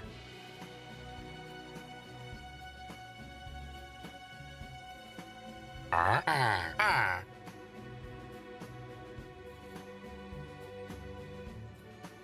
Ah, ah.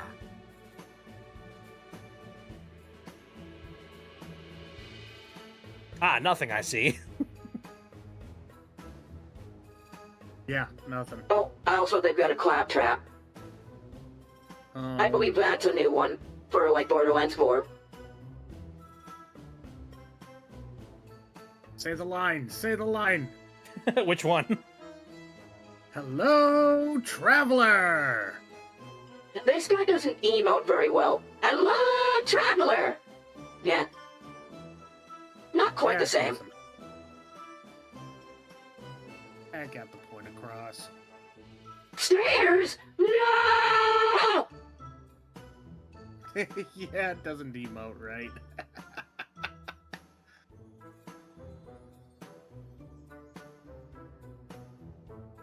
Ooh, I remember these. Hold on a second. I'm gonna save this image right now. Show me your secrets, Magic Waterman. Yeah. Here we go. You remember pudding bites? No. I remember That pudding might be a bites. good point. They're basically like, you know, gummy candies, except they taste like pudding. Huh. They're pretty good, but I also understand why they're no longer around. Because it was kind of like just eating pudding skins. Yeah. And like, I can only a imagine. select few people like pudding skins. Like Ed from Ed, Edd and Eddy.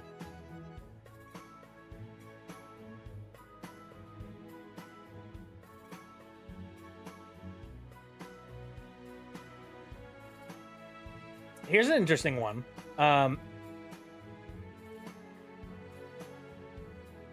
I've never had this. However, it's got interesting. It's got an interesting history behind it, and I don't know. I saw it go past my timeline, and I'm just like, oh yeah, I remember this.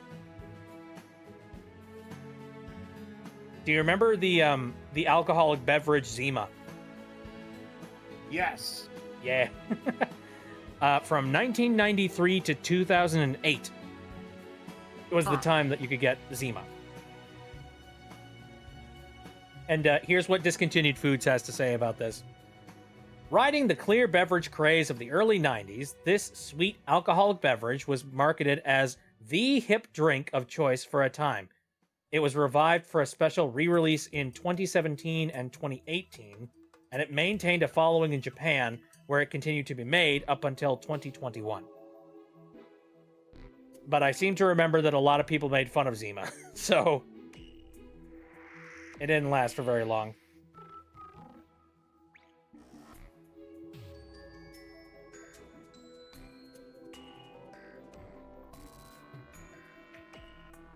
Pokes hole in IV bag, starts sucking on it. Hey, that's my chemo bag. Don't mess with that. It was expensive. This isn't even chemo, or this isn't even chemotherapy. This is taste it again. Zima?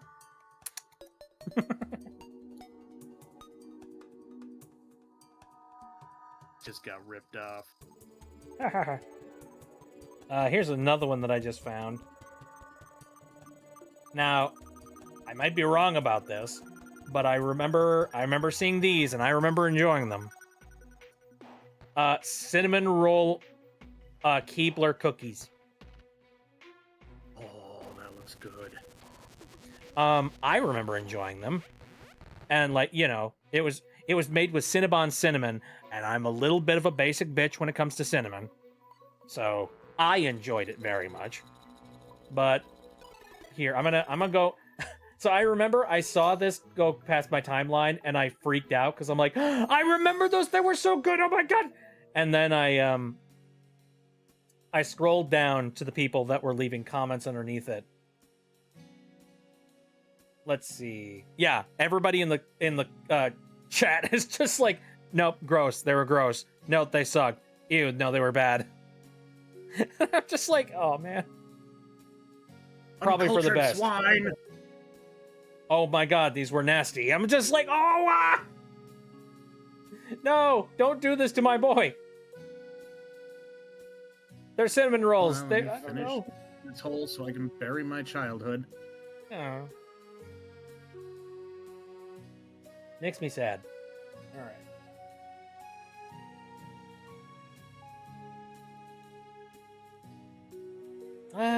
What other things do we got on here?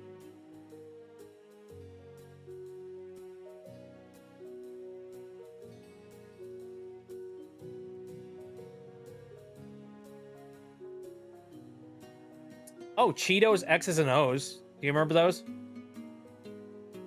Yes.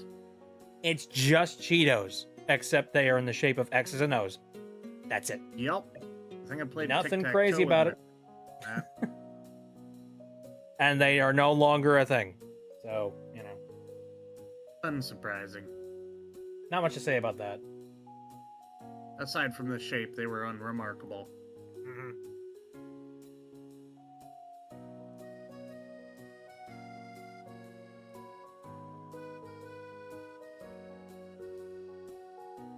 Let's see. What else?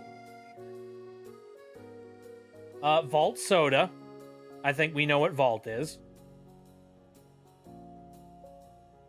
I believe it had a Deus. resurgence at one point.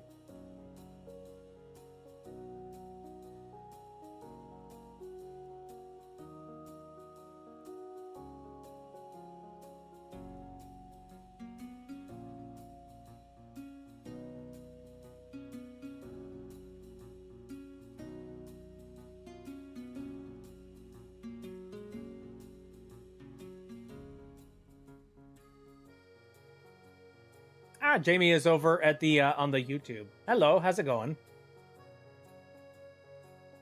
You could have played tic-tac-toe with those Cheetos. Yeah, and people probably did.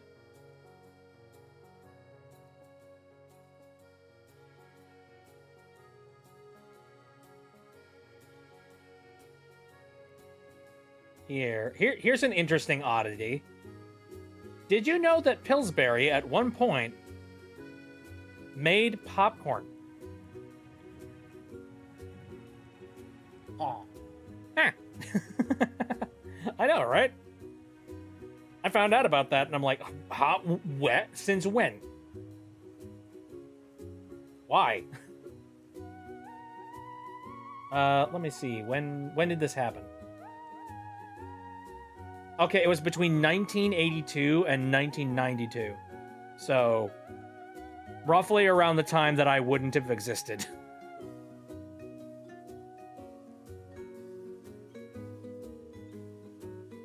Didn't know that? Yeah, but well, now you know. Let me see if is there any other, let's see. Pillsbury Microwave, one of the earliest brands of microwave popcorn to hit the market. Available in original and butter. Wait. So, is original, like, unbuttered then? I'm not used to, like, popcorn that doesn't have butter on it. It was sold / stored frozen, as the coconut oil used on the kernels couldn't be preserved on shelves. Well, yeah, not no more. Now we use oil that has got a crap ton of chemicals in it. So, yeah, we don't need to refrigerate that anymore. And by the way, like, for the love of all that's holy, like, I'm gonna go into a little bit of a popcorn rant here. For the love of all that's holy, if you value your I don't know, if you value yourself, please go and pick up like some unpopped popcorn kernels. You know, just get the kernels whatever brand you want, and cook them in coconut oil. All right, a little bit of coconut oil, like, and then like, pop them inside of like, a medium-sized like, pan of some sort with a lid on it. Like, I don't know. Look it up. Look up how to do that. It's like, it is so monstrously better than having microwave popcorn. Like, ridiculously. Like, especially since, like, when you cook it that way, you have much less burnt kernels on the bottom of the thing. And, like, less chemically aftertaste. Jamie says I was 2 back then. Oh, yeah.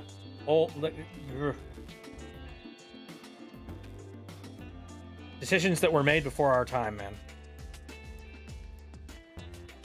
Clear that out. What other things do we got on this list here? Again, all of these lists are coming from Discontinued Foods. They are a Blue Sky account.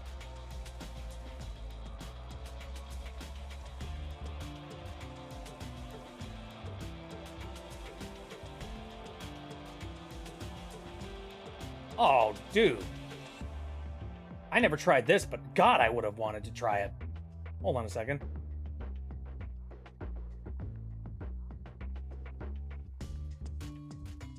Where was this released? Give me a second. Honey roasted Reese's. That just sounds like it's a sugar slick. Oh my God. A flavor of Georgia, apparently. I don't know. Does Georgia have a lot of bees? I'm not entirely sure about that. Probably would. I guess. I don't know. That's interesting. Because I really like honey roasted peanuts, and I also like honey infused peanut butter. He's good stuff. I enjoy. Peanut butter, honey, and butter.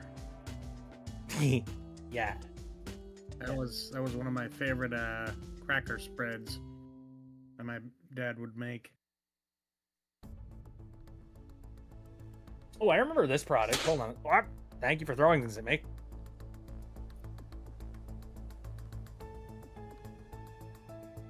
Bam, bam, pow. Ah! My face. Here, I seem to remember that I had this. Peanut butter and cocoa pebbles.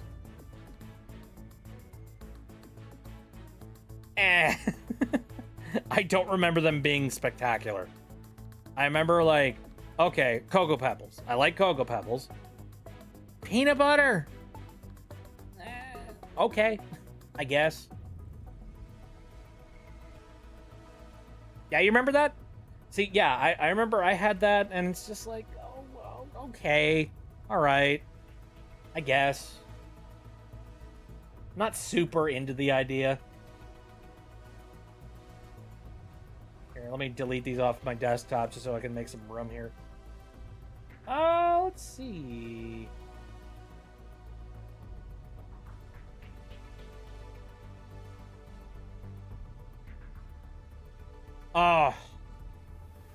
Oh, my heart.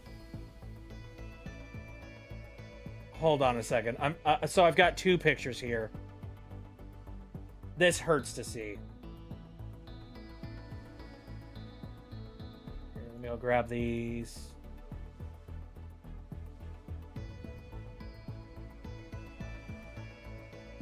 So from 2003 to 2006. These existed. S'mores blasted EL fudge. I remember them well. I remember I really enjoyed them. And they are no longer a thing. I forgot these existed. And now I'm a little bit sad that I've been reminded. These were good, man. At least I think they were good. It was like, a cookie outside, and then there was a chocolate inside, and then there was also like, a white substance that kind of like, acted as marshmallow, but it really wasn't marshmallow. I like this. This was good. I enjoyed it very much. This actually reminds me another product that I don't believe exists anymore. So everybody knows Ritz Bits, right? Please, for the love of God. I know Ritz Bits. Yeah, Ritz Bits. Do you remember Ritz Bits s'mores? No. You don't remember that? Nope. Yeah, Ritz Bits had a s'mores flavor, and I remember I really enjoyed it back in the day. I like anything that was s'mores flavored. It was good stuff. Yeah. Agreed. You mean fluff? Yeah, it's kind of like marshmallow fluff, except it wasn't really sticky, and it was just like, I don't know. It was just a sugary substance that they called marshmallow. It wasn't. It wasn't marshmallow, but it tasted good all the same. Now here's the other picture though. So we had EL Fudge S'mores Blasted. They had a variant of it that was Butterfinger. They had Butterfinger Blasted EL Fudge at one point. And I remember having this, and I like Butterfinger. Fun fact, actually, I didn't know about this like for the longest time. Butterfinger is peanut butter. It's like peanut brittle. It's a peanut brittle styled candy bar. Actually, you know, and it's like covered in chocolate. Maybe, am I an idiot? Was I a stupid for not realizing that Butterfinger was just a peanut brittle? Or a type of peanut brittle, I'll say. No, you were not stupid for that. It just seemed like an amorphous, strange blob that I couldn't identify. But I enjoyed it.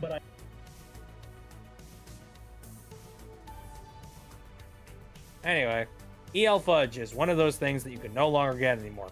And we are a worse people for it. Bring it back, goddamn.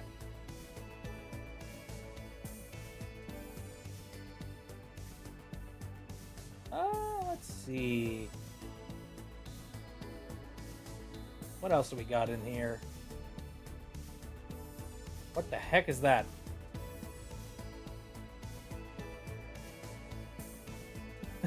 What the fuck is this? I'm just gonna save this. No, hold on a moment. Okay, we're taking a break from our product viewing to pull this up. Hold up. What the fuck? What the hell? Why? Okay, so context for this picture. Discontinued Foods says, just so everyone is aware, as a promotion in 1984, Wendy's produced terrifying photorealistic cardboard masks of Clara Peller, aka the Where's the Beef Lady.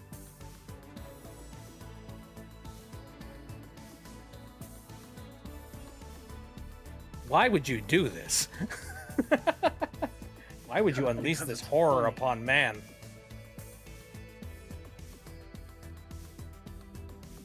Okay, I'm getting rid of it.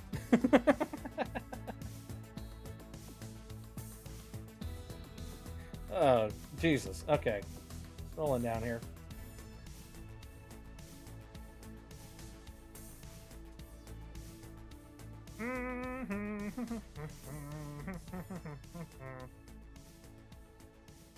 Oh, I didn't know this. Hold on a second.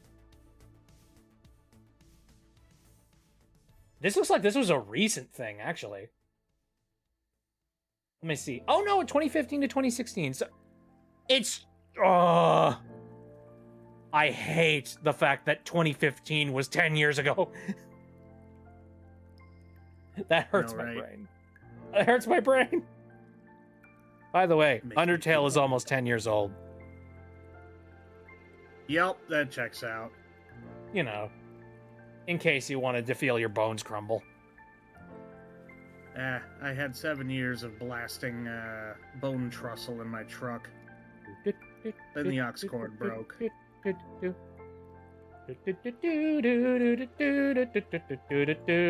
me pull this up. So, Tombstone Limited Edition Jalapeno. It is kind of how it's described. It's got pepperoni, jalapenos, and pineapple. So in case you wanted to like absolutely piss everybody off. So here's the thing.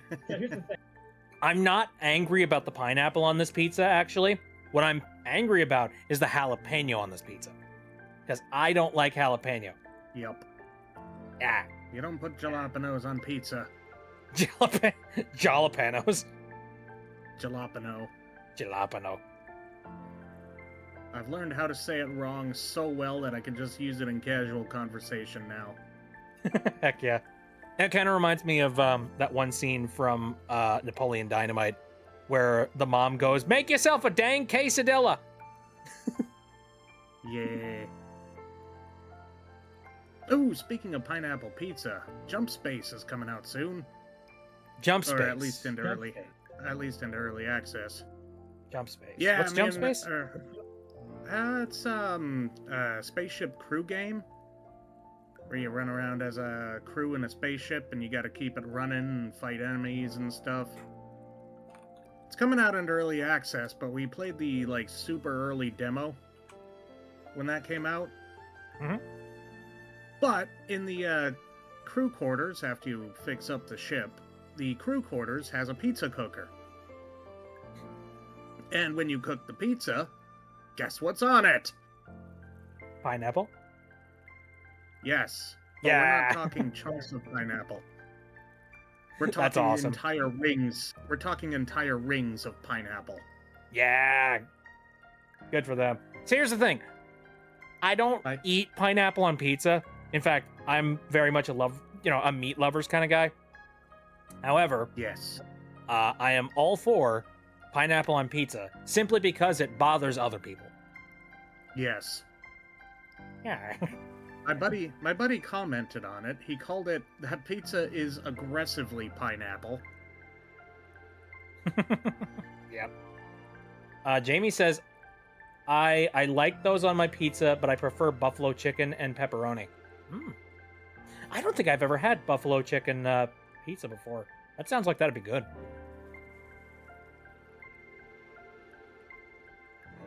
Okay, so Keepsake Games Jump Space.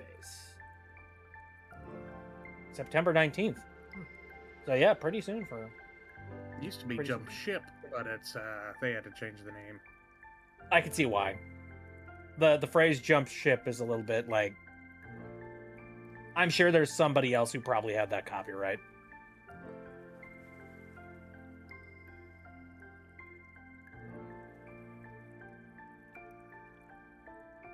Let's see. What else do we have here on this list of discontinued stuff? I'm sure it's a lot.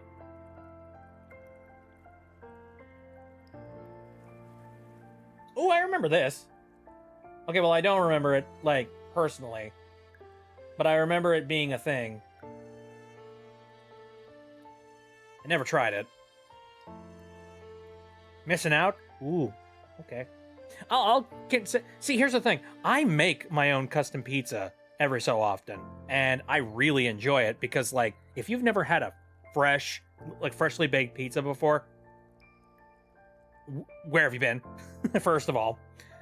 Second of all, you owe it to yourself. Because, like, God. Like, freshly made pizza dough is something of legends. It's delicious.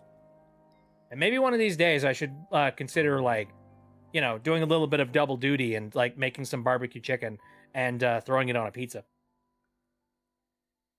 I never really thought about doing that. That's something that I, not a bucket list item, but it's definitely something that I should, like, consider doing. All right. So how many people remember Orbeez? Orbits. Yes. Yeah. Friggin' Orbits. Orbits. Yes. Now, I never had Orbits, but I remember what Orbits is, and I remember seeing reviews for it. In fact, I seem to remember there was one person that I watched way back in the day who they got themselves a bottle of, like, expired Orbits, and they decided to, like, open it up and drink it. They said it was okay. I don't know why you would drink something that expired, but... So the entire gimmick of Orbits was that it was a soda that had a bunch of these, like, floating orbs inside of the thing. As somebody with like a bunch of floating orbs above his head, this is something that appeals to me. I would have tried this. It's probably a texture nightmare, but you know, whatever.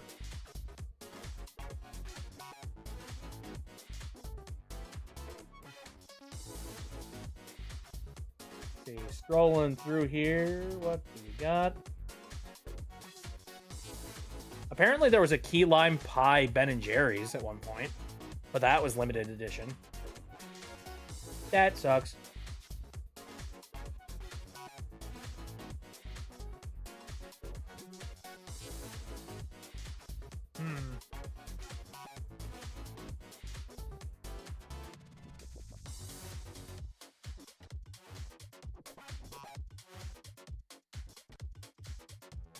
On one hand, I'm kind of happy that like a lot of these food choices are really obscure and strange.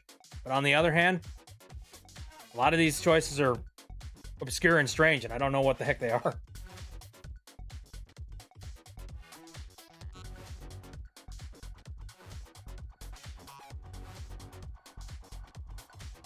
I've just been blasted back to the year 2000.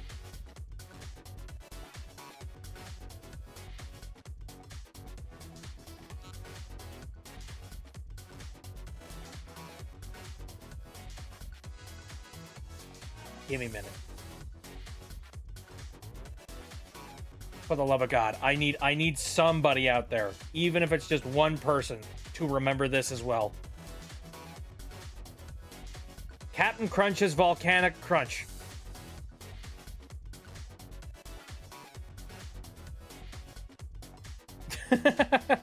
I'm sending out a call. Has anybody else seen this or tried it? That's a negative. Ah, no. So it probably is just me. Okay. So what this literally was it's just Captain Crunch, except it has a packet of Pop Rocks in it. That's it. That's all it was. And it's so goofy, but like, I love it all the same. This came out in the year 2000. Around the time that I would have been eating a lot of sugary breakfast cereals. So yeah, I remember that. And it was only a limited time. I think we tried it one time, my family. I think I have, but I couldn't get it, says Jamie. Okay, well, you tried. Sent something in image share. Oh, really? Okay. Do tell.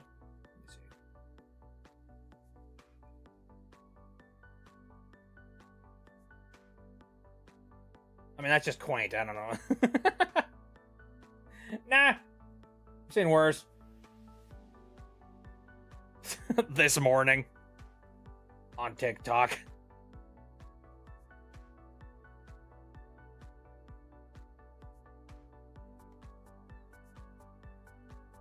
Which is surprising. But, you know, the internet is vast and there are a lot of things on it. Alright, let's see. What other things do we got here?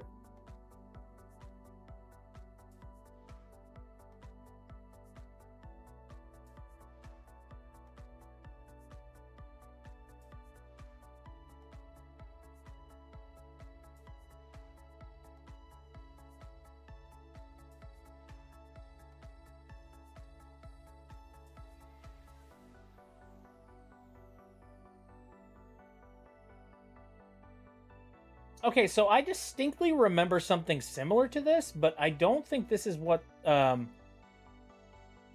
Oh, yeah, right, okay, so, here. I'll go ahead and, I'll copy a picture of this. Save image. Okay.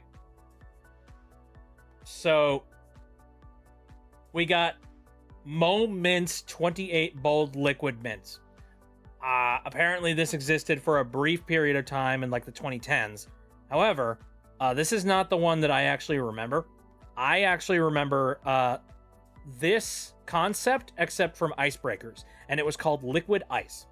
And they were these really, really tiny breath mint things. You pop them in your mouth, and then it's up to you. Do you want to suck on them? Do you want to bite them down? Whatever decision you want. But on the inside is a bunch of this, like, minty, like, you know, breath mint kind of liquid. Like, it just, like, explodes and then spreads in your mouth and, like, you know, whoosh.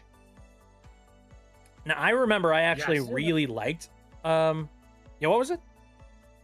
Yes, I remember that. So I remember them. I remember liking them. But then, I heard that it was discontinued, and I got really, really upset and angry and disgusted by it.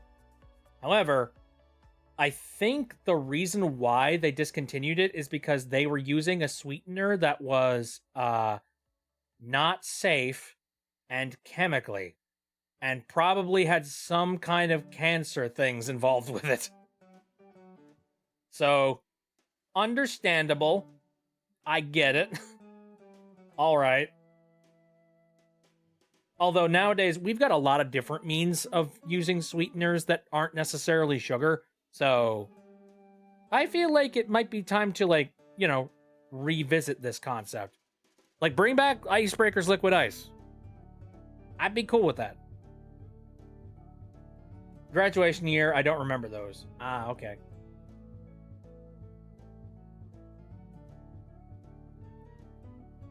What else do we have in here? There's a bunch of, like, they're showing off a bunch of, like, you know, McDonald's toys, which, yeah, okay.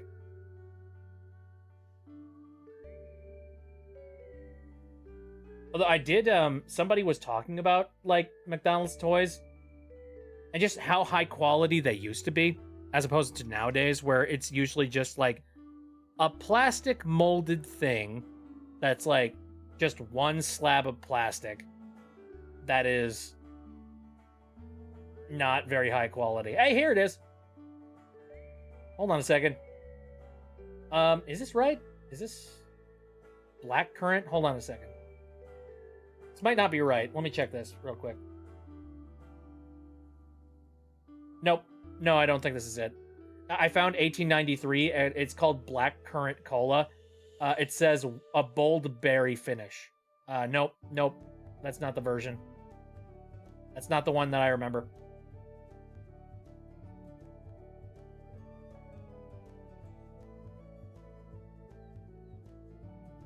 Oh, random aside, this just reminded me of a product that used to exist. Do you remember Hershey's Swoops? Sounds vaguely familiar. Yeah. Basically, it was just Pringles, except chocolate. Huh. That's it. It's I like, see. there were a couple different variations. I think there was, like, a regular Hershey's, and then there was, like, a Reese's version that was Hershey's, like, peanut butter chocolate. And I think there was another version, a variation of it too. But yeah, all it was just chocolate, like chocolate Pringles, essentially. So a chocolate chip. I see what you did there. Thank you. I get it. Thank you. I ain't laughing, but I get it. Yeah, I at the very least, I wanted an acknowledgement. All right. Jamie says chocolate-covered chips. I miss those. No. I mean, you're right. Chocolate-covered chips are freaking awesome. And if you've got a candy shop anywhere nearby you, check to see if they make any chocolate-covered chips, because those are good. No. Hershey's Swoops is not chocolate-covered chips. It is literally a chunk of chocolate that is in the shape of a chip. That's it. That's all it is. And it, you know, and they're stacked up like Pringles, basically. They weren't good. Just don't get them in the summer. Yes, exactly. That is exactly the problem. you get them and they're not treated in any way to like keep them from melting. So oftentimes you would get them and then you'd open them up and they would either be already melted or they were previously melted and now it's just a big old blob of chocolate. It's not a good product. It's good that it's gone. Come to think of it, here while we're showing pictures of stuff, I'm gonna look up Hershey's Swoops.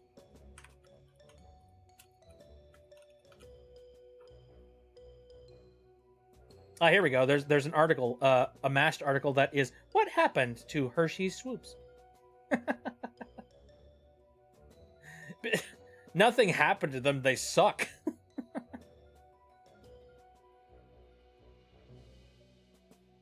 Here, save image as.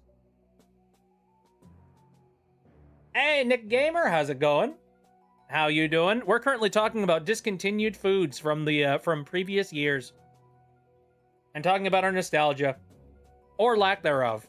For some people, this is the first time they're seeing them. What was that? How do you spell nostalgia? Nostalgia. All right, so here's what I was talking about. Swoops. So basically, what they did was they just took a flavor of a chocolate thing that they had, turned it into a chip, and then they locked them into like a weird Pringles-y sort of container. And oftentimes, you open that container, and the chips are either melted, melting, or previously melted and reformed into a solid something or other. They weren't good. They were really bad. I remember having the Reese's Swoops, and all that I remember was eating them, and 1, having them melt immediately on my fingers. 2, they were so dry. Like, absolutely stupidly dry. If you didn't have anything to drink, you were in trouble, basically.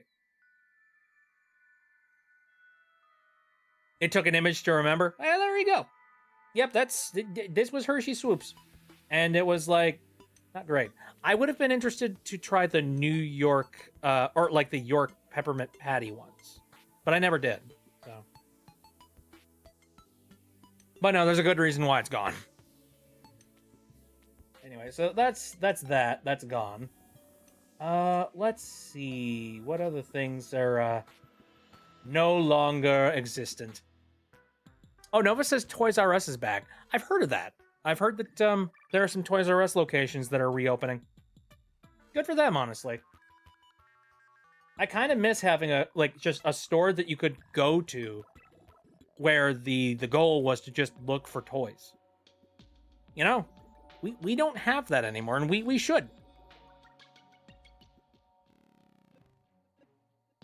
There are pictures of the one by me in image share. Oh, very nice.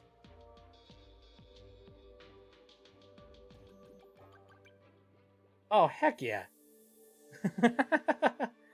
Welcome back, old friend. We missed you.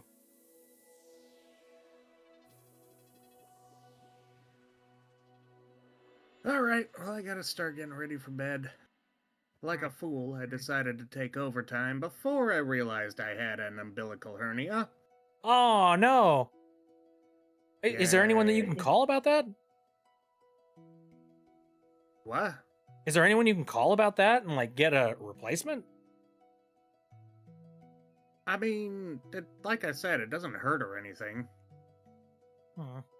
Okay, well, if you can still work, you can still work, so. Yeah. Just take good care of yourself. Yeah, I'll be taking it easy. Mm-hmm. Okie dokie. Yeah, have a good night. Yep, hey, good luck with that, and good luck tomorrow at work. Thank you. Mm-hmm. See ya. See ya. What a nice gentleman that Kyle Phoenix is. What a cool dude. Let's see. What other random things could I just, like, go off on? Go off on about?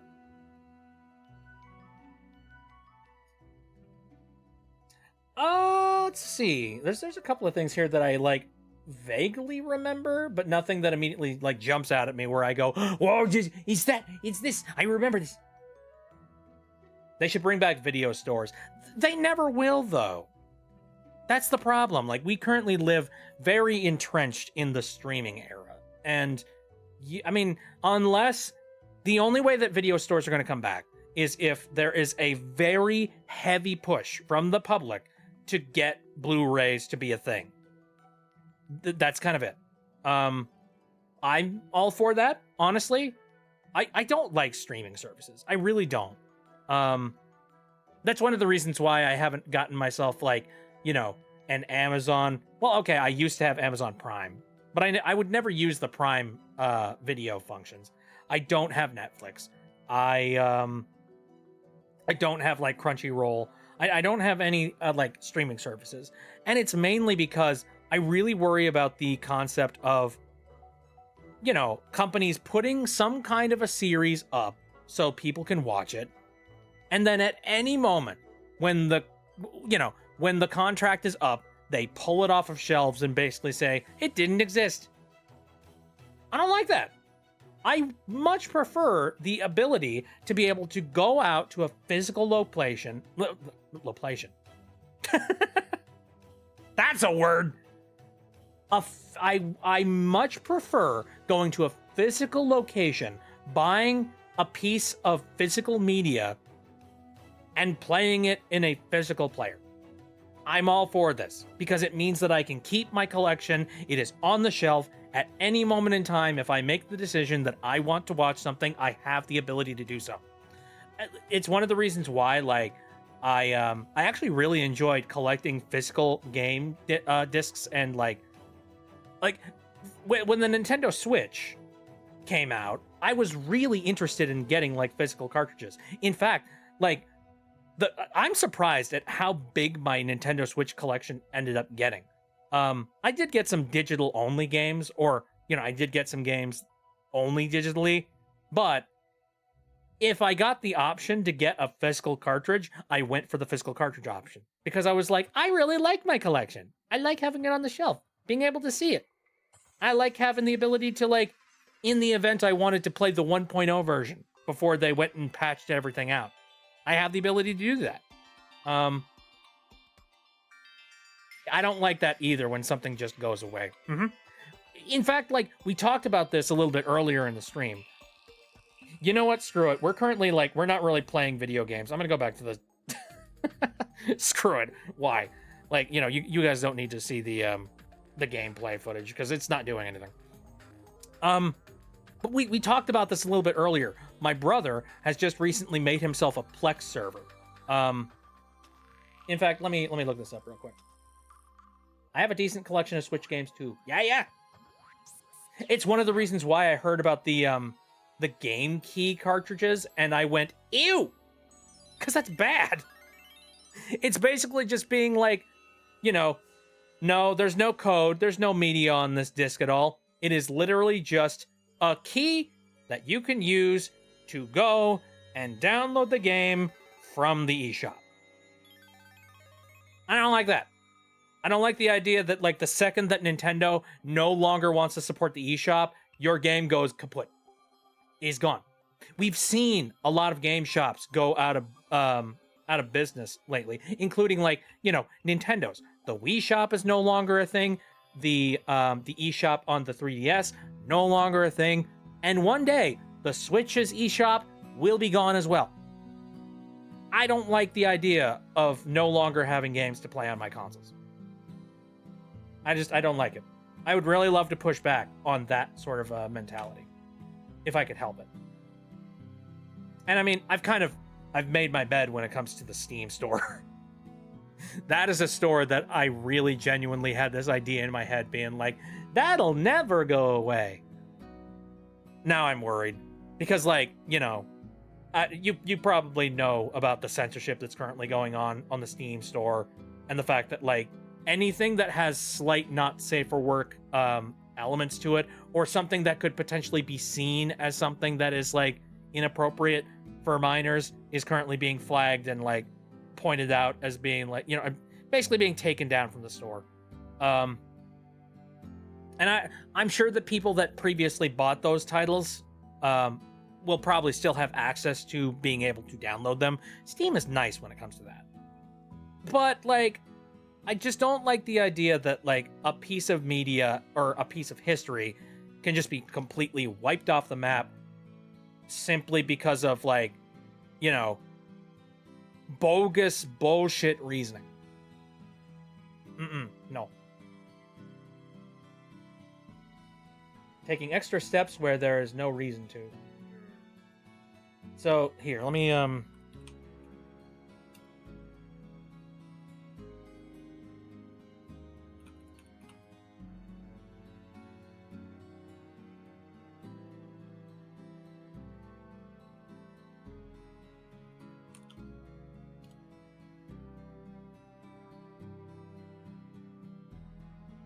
here we go. Okay.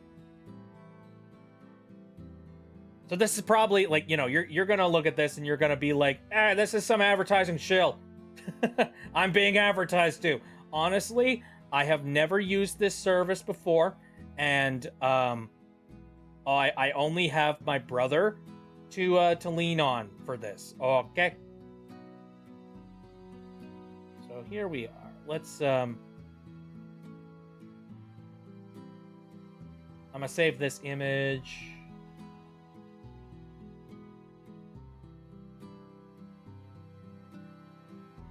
Okay, there we go. All right. So there is a service that exists, and it's called Plex Media Servers. There's no real easy way to put this anywhere. Here, I'll just I'll put this like here, and then I'll like cut it off at the edge there. Yeah, that works.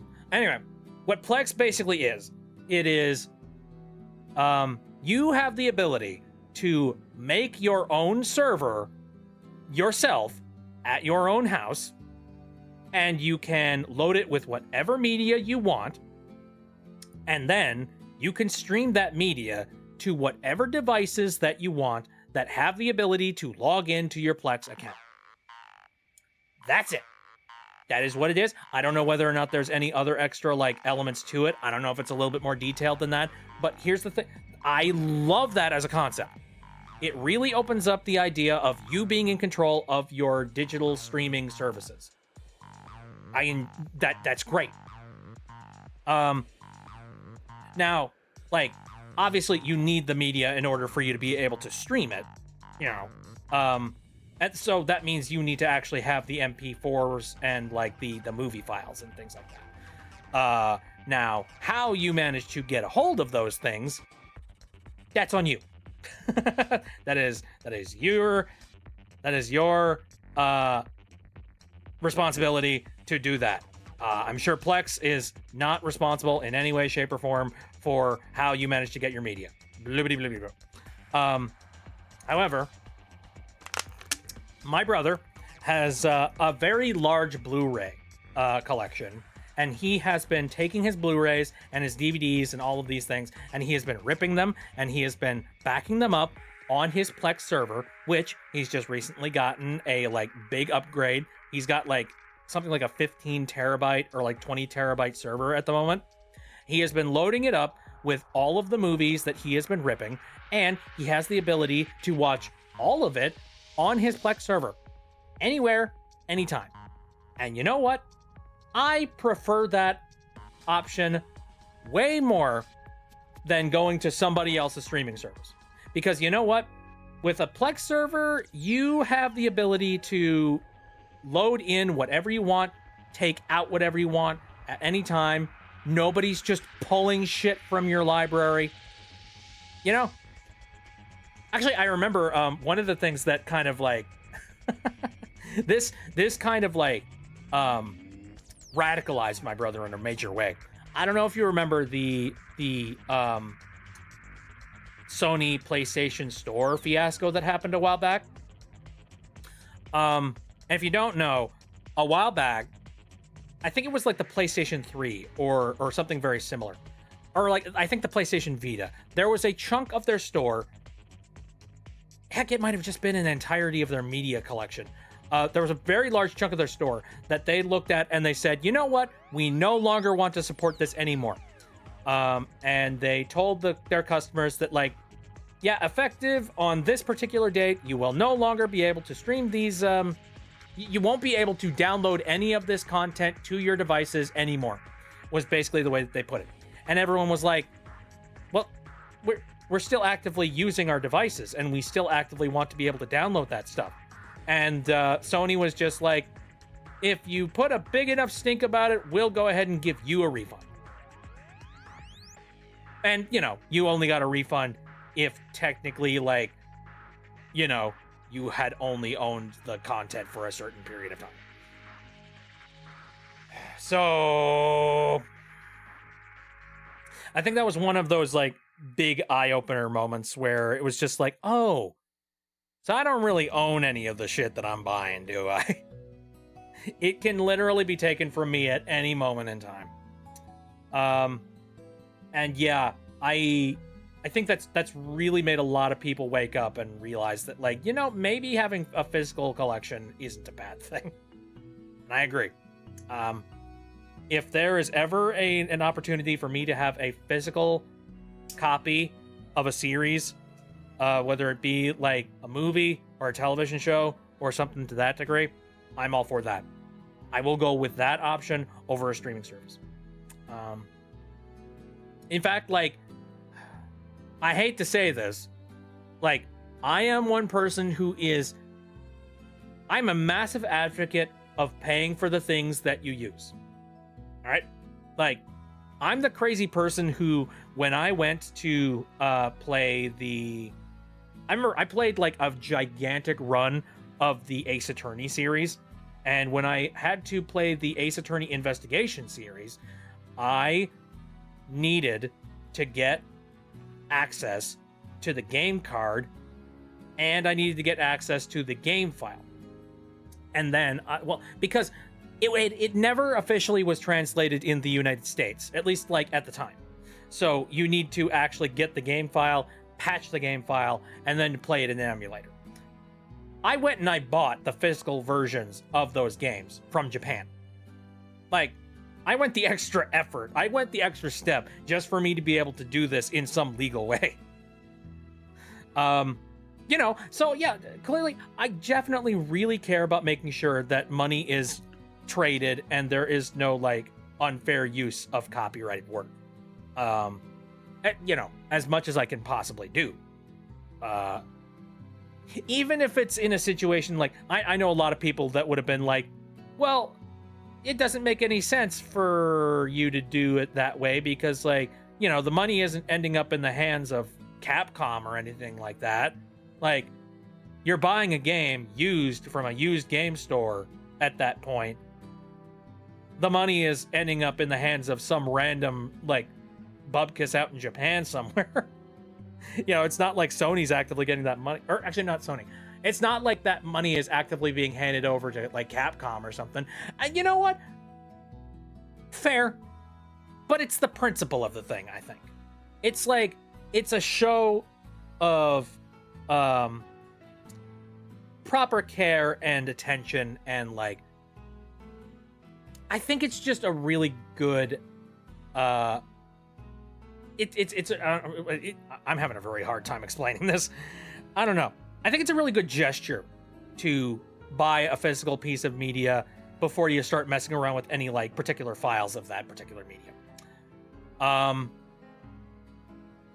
Oh, Jamie says, I enjoyed the crossover of Ace Attorney and Professor Layton. Sorry, I just really liked that game. Hey, I played that game, and it was good. I enjoyed it too. Anyway, right, so back to what I was talking about. So clearly I have proven that, yes, I am an advocate of, like, owning the media that you're currently working with. However, there are certain pieces of media out there that were made specifically for streaming services that you can't get a physical copy of. And that is, like, streamed media that is just no longer in existence. In circumstances like that, I think piracy has really helped to keep those particular series alive. I'm not going to say that people should go out and pirate shit, but I will say a lot of services have dumped things in the past that no longer exist now in any official capacity, and if the only way you can watch it is to pirate it, I don't blame people. You know. Also, Bing Bong 24 is here. Weren't you streaming Gungeon a while back? I was. However, like, you know, this ain't a Gungeon day. I'm just sort of like noodling around and talking to people. But hello, I appreciate you coming on in here. Yeah. So, anyway, I guess that's kind of my 2 cents when it comes to, like, you know, ownership of media and stuff like that. Phoenix, you fell asleep? Ooh, are you tired? I feel like, get yourself some good sleep. I'm trying to remember some other series that are, like, exclusive to Netflix that, like, I will be very sad will no longer be available if, like, just spontaneously they make the decision to just pull it. I remember at one point I watched the Castlevania series with some friends. That's a really good series, but it's a series that was made exclusively on, like, Netflix. And I don't know whether or not there's, like, thank you for the can. I don't know whether or not there's, like, a physical version of that exists somewhere. I'm gonna have to look that up, actually. I won't, and will hate myself in the morning. Sleep! Get some good sleep! Sleep is good, damn it. You know, it makes the wheels in the head turn. Makes you functional. I watched both shows. Which shows? Hold on a second. That might have been a while ago. What shows are we talking about? No. Come on. All right, I'm gonna get this like Plex server thing off the screen here real quick. There we go. You get it. You understand. Plex servers are good. Plex servers are nice. I like the idea of giving the consumers the power to be able to make decisions about what stuff they stream on whatever devices. Makes me happy. You're not my dad. I'm not your dad, but I'm going to give you some solid advice. Oh, the Castlevania ones. Aha. I watched the first one. I didn't see the second one, though. At some point, I probably should go and see the second one, though.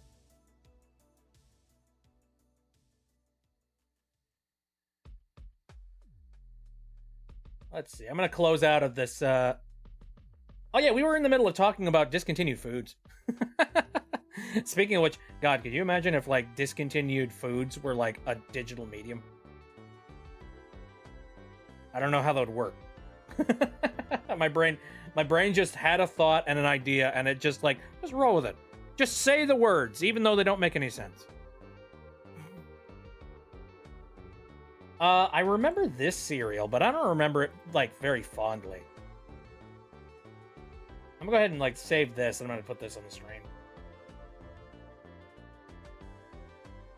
There we go. So I remember having this cereal, Caramel Popcorn Crunch. Quite literally, this was just, like, caramel flavored Captain Crunch. That's just it. Not much else to it. It wasn't that great. Like, I remember it just being sort of mediocre. So, good on them. I don't need that. Let's see. And then...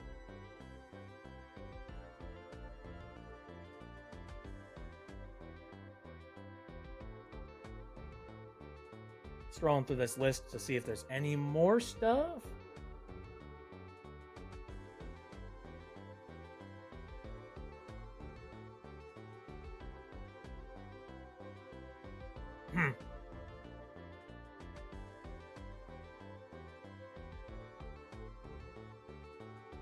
This is interesting.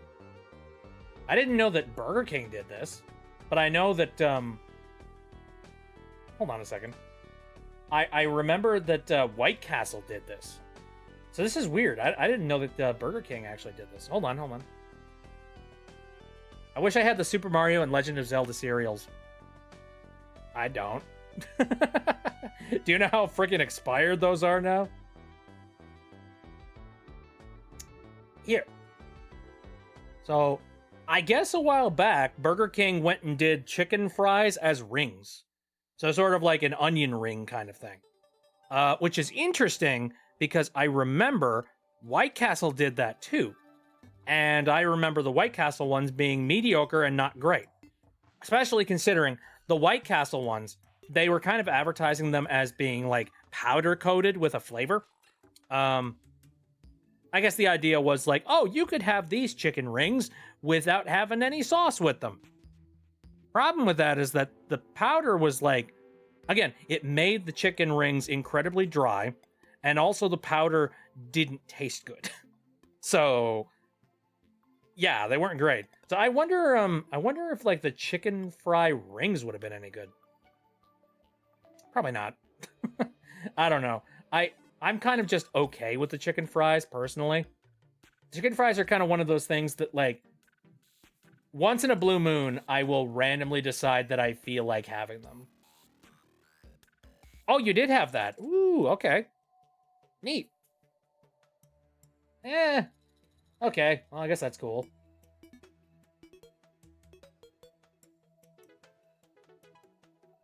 Oh, what the hell?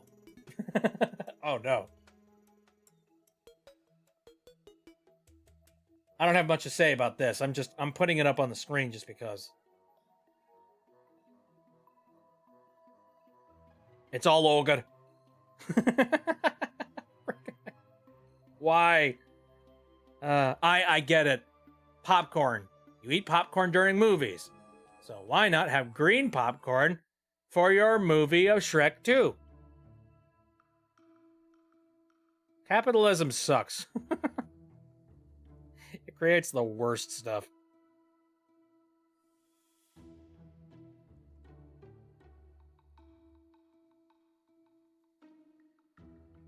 Let's see.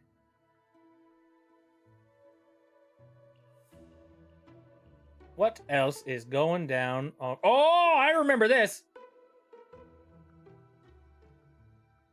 In fact, I remember, like, a round of these. Hold on.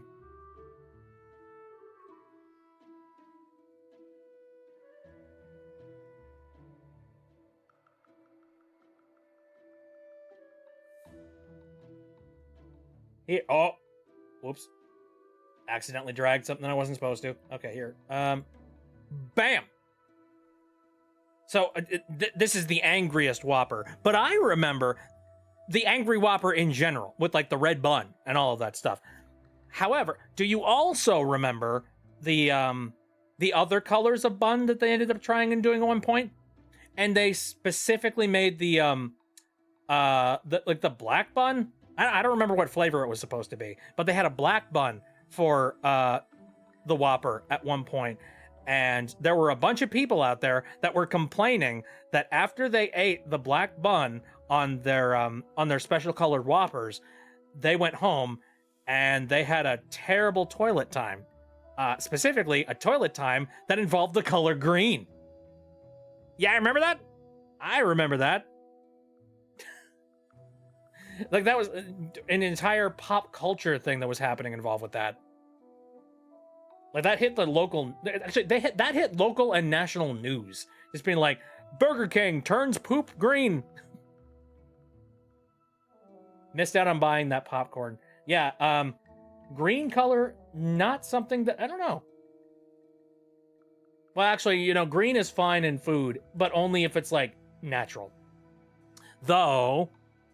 there is green ketchup. And actually, come to think of it, green ketchup makes a lot of sense because there are green tomatoes out there. Oh, gosh. Let's see. What else do we got in this list of things? Oh, no. Hey, are you guys ready for, like, the poorest named anything?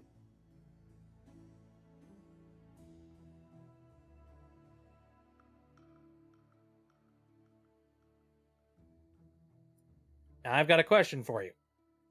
Have you ever had those days where you feel like you're a little bit bloated, or you feel like, you know, you could stand to lose a little bit of weight, but you don't really know how to, or you don't really have a good snack to like replace the unhealthy snacks you have in your life?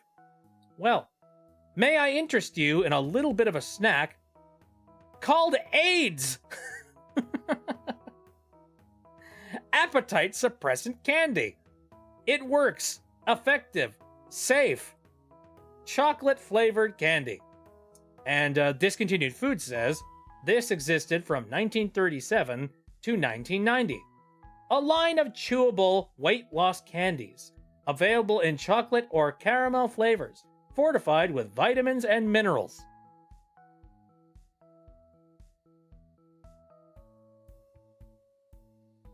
Does anybody see the problem? Yeah, unfortunately, a thing happened in pop culture that made it so that the name AIDS was not something you wanted to have pinned onto your product. In fact, I'm really surprised. I didn't know that this product existed like in 1937. That's surprising. I did not know that. Huh. Before I was born. Yeah. Same for me. This was before my time. And oh man. That's unfortunate.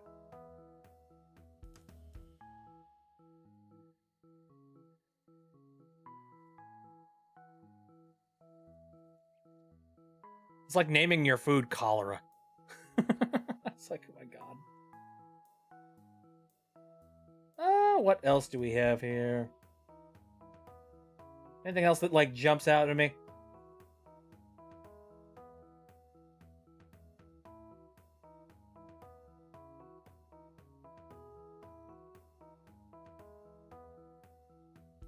Ooh, Tab. I remember we talked about Tab a little bit. Specifically, we were talking about Tab during the...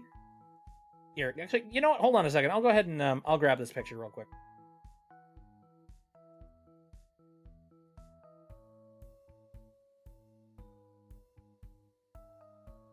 Here we go.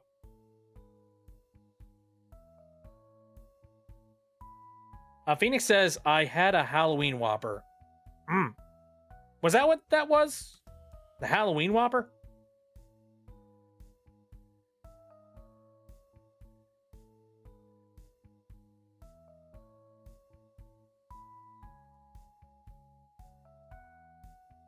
Yeah, there we go. So yeah, Tab soda. I remember seeing commercials for Tab at one point. This existed from 1963 to 2020. Wow. That was a while ago. Actually, that wasn't too long ago. 5 years? Dang.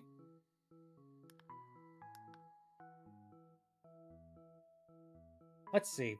Anyway, yeah. So, diet soda advertised that it only had 1 calorie. And it's no longer a thing anymore, which is funny because I'm currently... So, if you don't know, I'm currently doing a read-along kind of thing with Homestuck, and I'm doing that with a friend of mine, Synth Charm VA, and we're currently going through at least up to Act 6 of Homestuck, and Tab is actually a funny little in-joke within the Homestuck community, and I now understand it, and it's interesting because, like, it's weird to, like, I don't know. It's strange that, like, there's a lot of things that are outdated when it comes to Homestuck. And funny enough, this is one of them. Tab. The original Kinder Eggs. See, you can still get Kinder Eggs. You just can't get them in the States. You can't get them here because we have laws in place to make it so that we don't put, like, inedible things inside of things that are edible, especially things that are, like, meant for children. And I'm two-faced when it comes to this.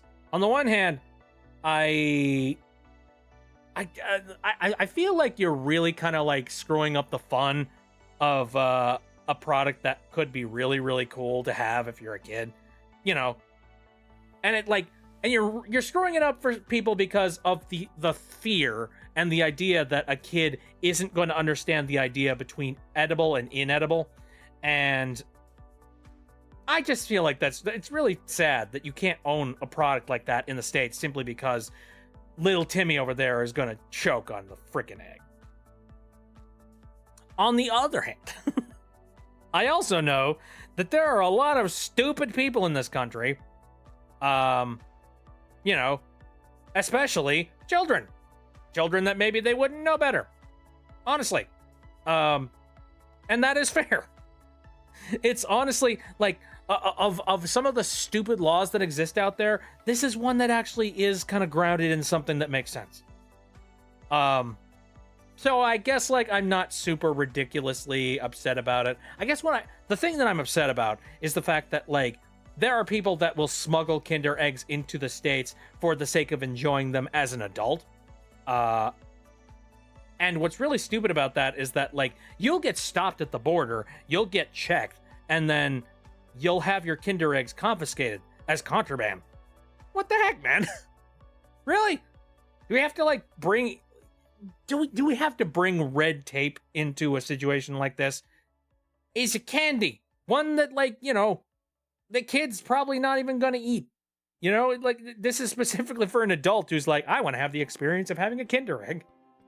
No, there's Kinder Surprise bullshit. I can get them in my state. There's a plastic barrier between the edible and inedible. Plastic barrier between the edible and the inedible? Oh, no, that's something different, though. I literally just said, that's Kinder Surprise. There's a specific type of, it's a version of the Kinder Egg that was released in the States because we're not allowing them to sell the actual Kinder Egg in the States. You know, it's close, but it's not quite a Kinder Egg. A true Kinder Egg will be just a thick coating of white chocolate all around with, like, a little bit of, like, a creamy chocolate thing in the center. And then on the inside will be a capsule. That's what a Kinder Egg is supposed to be. I can see why it was banned. I understand. Because you know what? A kid will definitely try and eat that. Okay. I won't be frustrating, but I don't know. The new version isn't bad. It's safer for the kids. I guess. I suppose. Maybe this is just a case of, like, you know, back in my day, we were made of sterner stuff. And if you choked on a toy, well, that was your problem. I don't know. Anyway. So yeah, I guess that's one thing that is, like, not really available in the States, or, you know, discontinued, I guess. Regular old Kinder Eggs. Let's see. What else do we have here? Oh!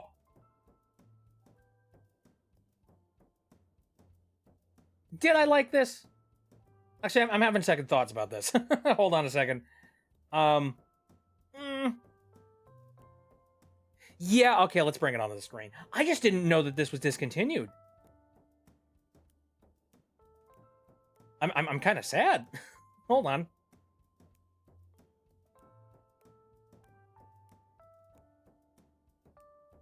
Not new anymore. You guys remember Eggo cereal? I do. I tried Eggo cereal. I enjoyed it. Eggo cereal, cinnamon toast.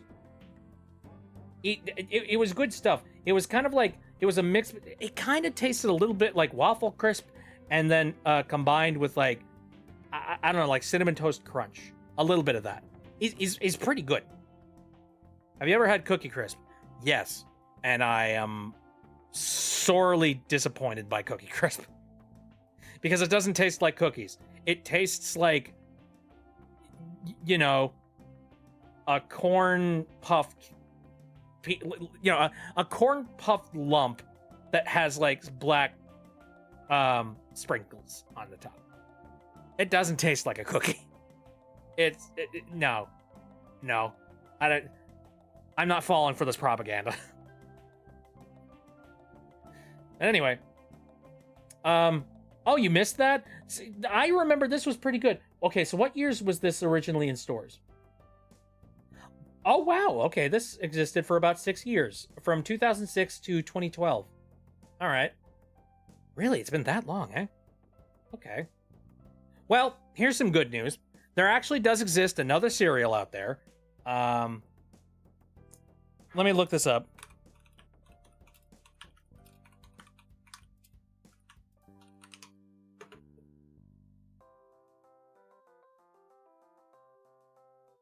Yeah, okay. If you feel sad that you didn't get the opportunity to have this cereal, and if you wanted to get like a really close version of this cereal, I'll say, or like something that like, you know, something that'll hit the spot, I would say that this would hit the spot pretty well. It is Cinnamon Toast Crunch Waffle. I believe this is currently available in the United States. You could probably find it at a Walmart or something. And it is very similar to what Eggo Cinnamon Toast cereal was attempting to do. It is a waffle cereal, and it has sort of this syrupy taste of like syrup on a waffle, but it's also coated in Cinnamon Toast Crunch dust.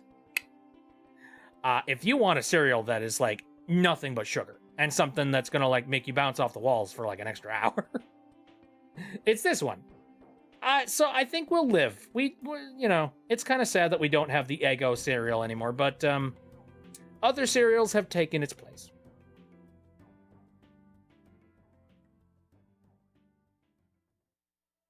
That's good news. What else do we got on here? Oh, yo. Okay, I got a story with this one. Hold on.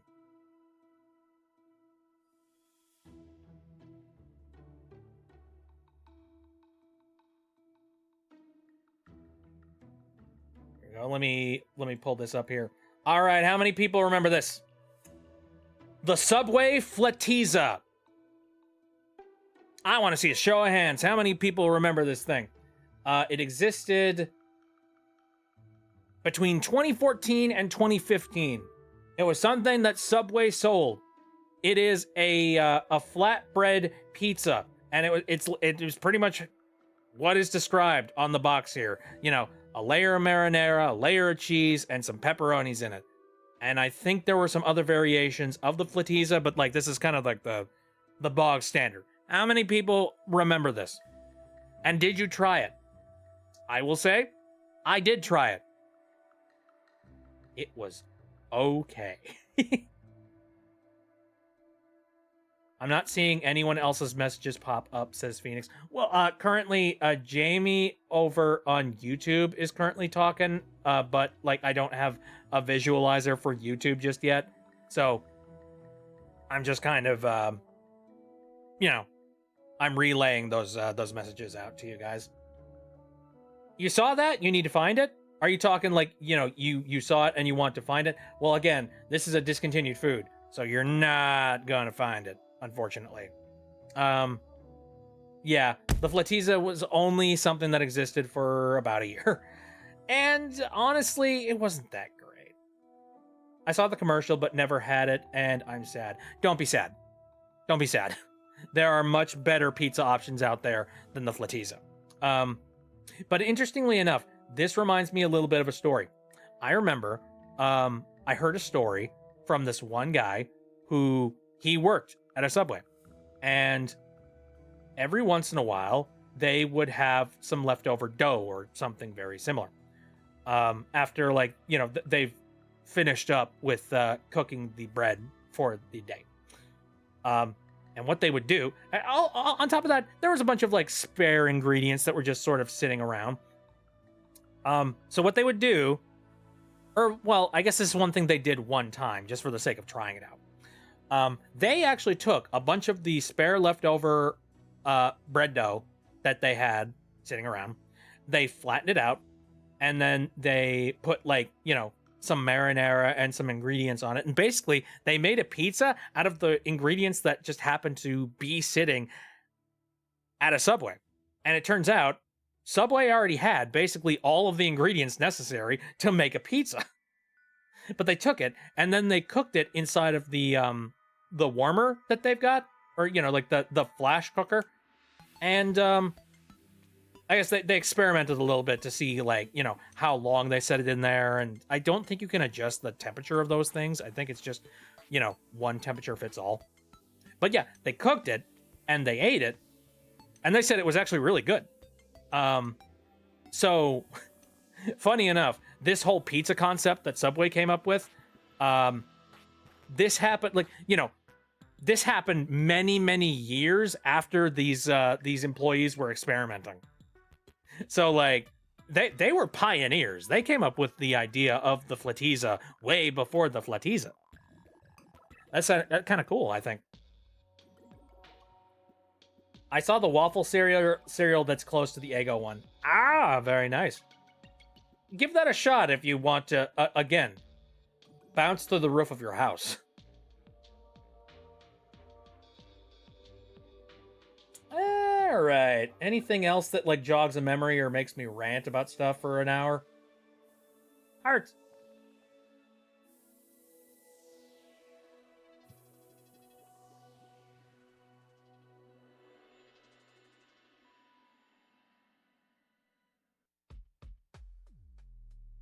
Apparently there was a Turbo cereal. Turbo, as in the racing snail movie.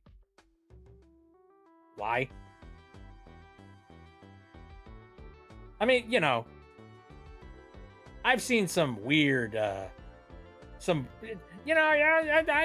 seen some weird, product placement and sales and things like that before. That's a weird one.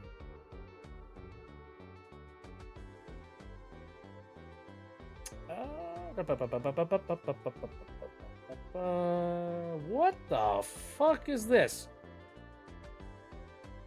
Apparently it doesn't exist anymore.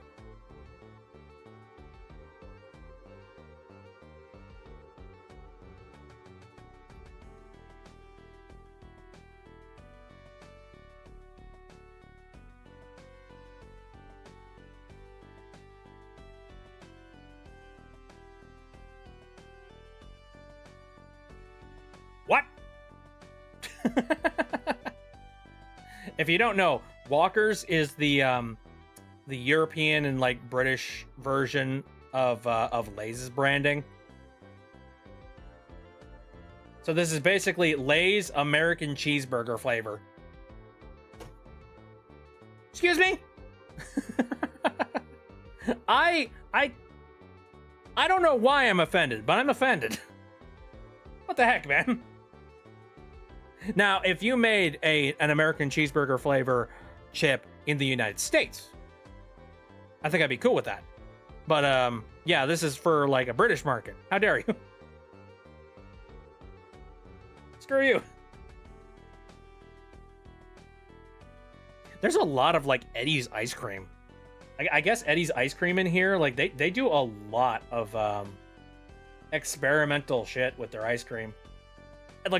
They make a flavor that only exists for 2 months and then it goes away.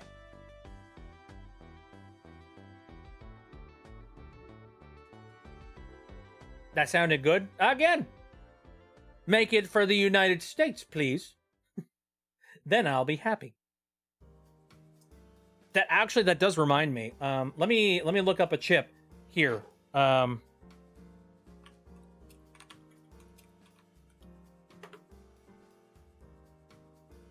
I don't believe this chip exists anymore. And it hurts my soul. And I want them to bring it back. There we go. I want Lay's to bring back the classic BLT. Please sit with me as I complain about this for the next 10 minutes. So the Lay's Classic BLT is pretty much exactly what is described on the tin. It is a Lay's chip that attempts to try and mimic the taste of a BLT sandwich. And I remember seeing it on the shelf one day, and I shrugged. I was like, bored. Okay, I'll give it a shot. And bought it, ate it, and I gotta say, this chip blew my frickin' mind. The reason why it blew my mind was because this thing gave me the experience of all three of the flavors of a BLT sandwich. All of them. Like, and, you know, depending on where you focused, you could taste a little bit more of a particular flavor or a particular different vibe from it. You know, you take a bite, and sometimes you would get the flavor of, like, the tomatoes. Sometimes you would get, like, a hint of, like, sort of like the roughage of the lettuce. And, you know, you can't hide away from a bacon flavor. Like, bacon just kind of comes in and punches anything. So the bacon was kind of always there. And now, obviously, you can't really duplicate the taste of bread very well, because, like, it's bread, for the love of all that's holy.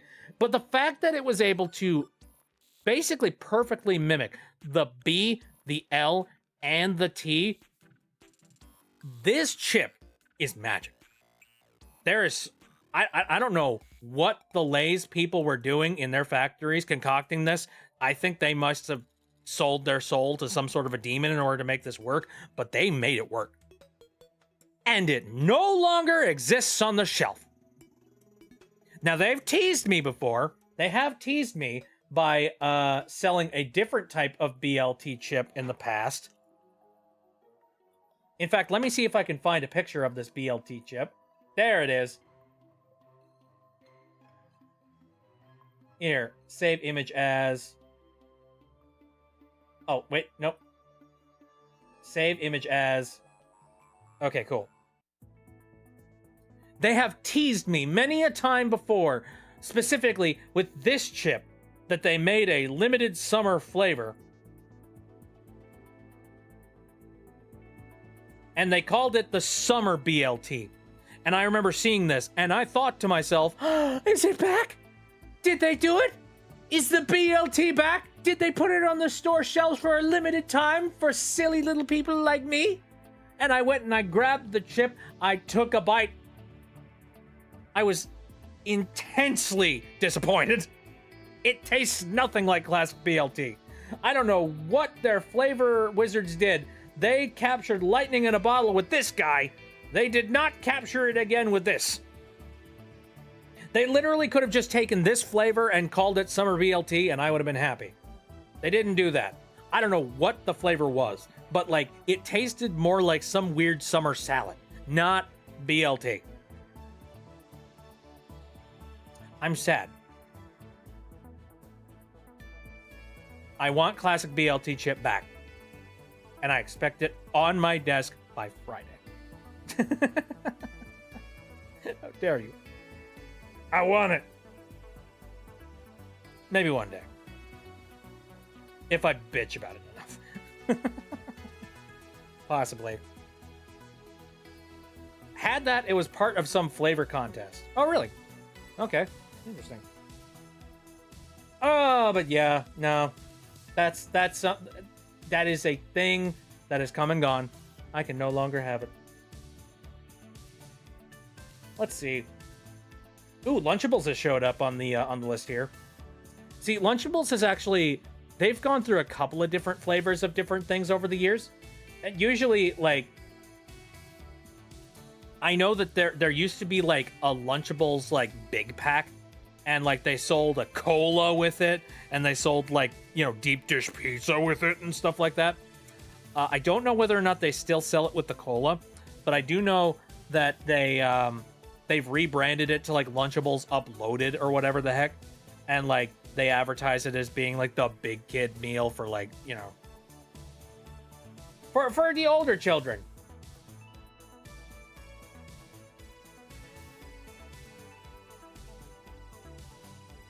Of course, nowadays, I forget, there was that controversy that happened where people said that there was lead in Lunchables, and I'm not entirely sure if that was 100% true.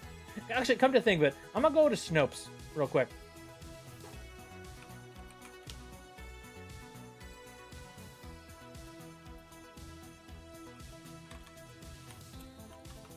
I'm gonna look up Lunchables lead and see if Oh, hold on a second. Do I need to clear this?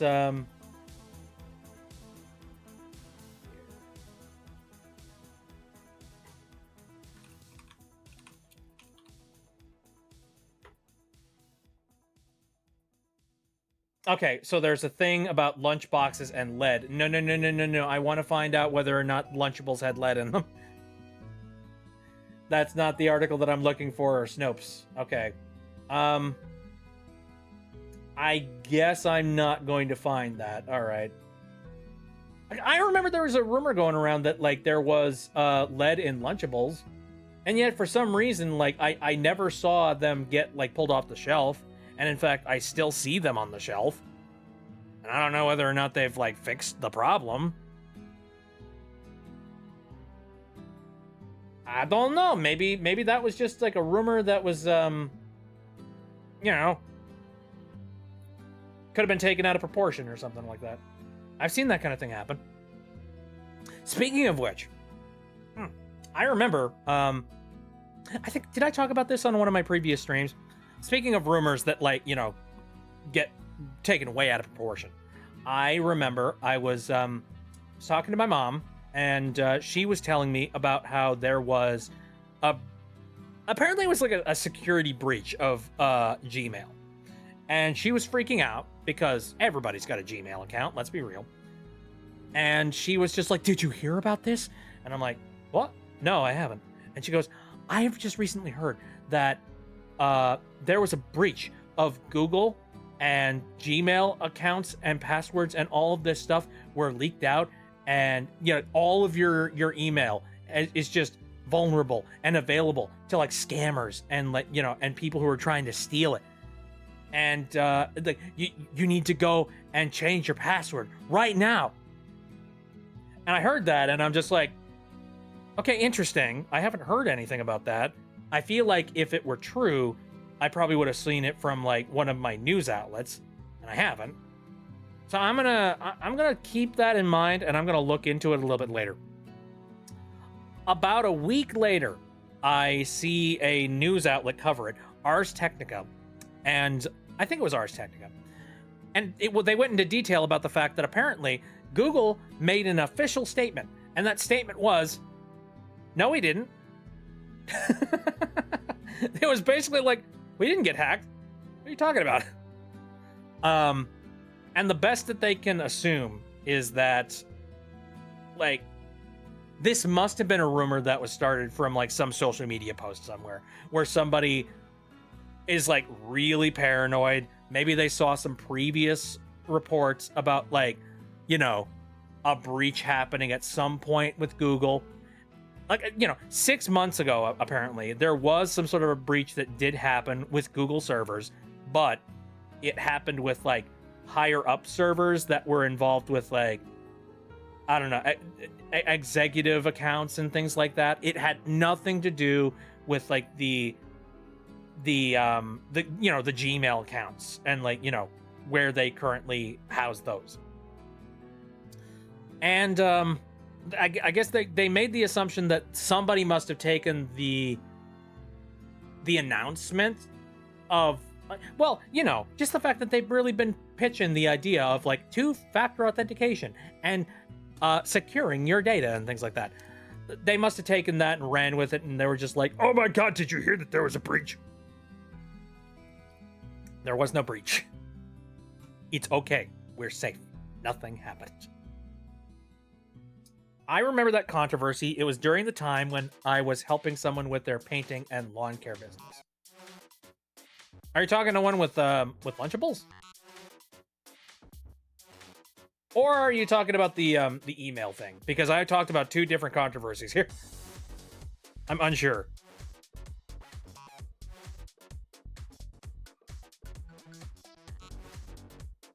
Let's see. Anything else here? We're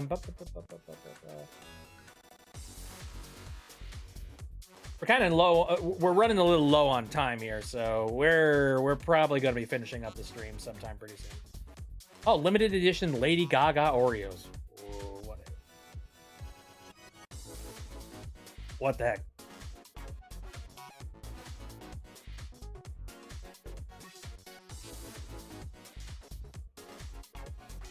Oh, with the Lunchables. Alrighty then. Again, I'm not sure whether or not that actually happened, or if it was like, I don't know.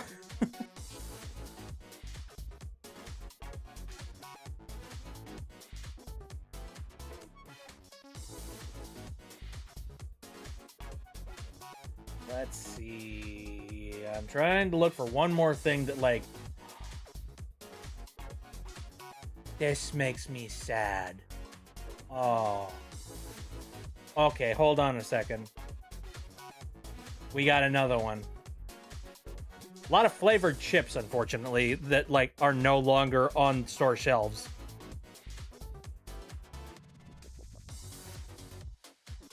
We've lost a good one, ladies and gentlemen. 07's in chat for Lay's Southern Biscuits and Gravy.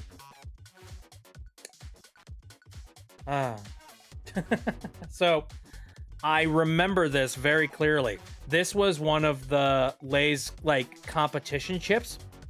And the competition, I believe, Southern Biscuits and Gravy won. And it's, again, this is one of those Lay's potato chips that is, like, really close to the flavor of what they're trying to, like, mimic. That being said, this is less shocking to me than the classic BLT, because with classic BLT, you have to duplicate, like, 3 different flavor profiles at a minimum. With biscuits and gravy, like, yeah, you got to get the good taste of the gravy, and also, I mean, the biscuit is just a starch. The chip kind of does that for you. So you just kind of have to have, like, a really nice spice of, like, sausage and gravy and stuff like that. That's not that hard to replicate. However, they replicated it really well, and it tasted really good. Unfortunately, I guess this is a chip that you can no longer get. That makes me sad. I would have, like, dude, see, this is a chip that every now and then I would see on the shelf, and I would go, why not? Like, I think I would have been down for this again. Like, that makes me sad that it's gone. Dang it. Oh well. Anyway, that's a bunch of discontinued food. Now, once again, the place where I am pulling all this information is the Discontinued Foods Blue Sky account, and it is a very interesting follow. It's kind of just a really cool, informative kind of thing where, like, you know, you'll get, like, a food that was previously existing that no longer does. And you get a little bit of either a nostalgic pang, or you'll go, well, that's interesting, I've never heard of that before. And then you learn something. I like that kind of account. You know, it's much better than, like, a friggin' political account that, like, just spews you with nothing but, like, vitriol and dread.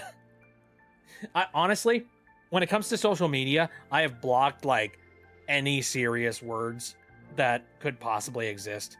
Simply because I'm just like, you know what? I need a break from stuff like that. If I need to watch some sort of serious news stories or anything like that, I'll watch the news. Or I will, like, you know, I'll read an article or something like that. I don't need that in my main feed. So for me, like, you know, I've sanitized the ever-loving hell out of my social media. Like, I don't get fed anything that I don't want to get. Same thing goes for, like, TikTok. Like, for TikTok, I do everything I possibly can to skip shit that I don't want to get on my feed. You know, it's just like, you know, water table problems. Nope. I don't want that. I don't want to hear about Michigan again. Ow! Jesus. Nova is going to go and sleep. Well, we're going to be finishing the stream here, so thank you for coming out. I appreciate it. I miss Yogos. I remember that name. Hold on a second. I'm going to look up Yogos real quick. I saw a couple of different, let's see. I want to look up only Yogos. Oh, I think I recognize Yogos. Yogurt-covered fruit-flavored snack. See, I've seen. Here, I'll go ahead and pull it up on the screen. Why that not? Save image as.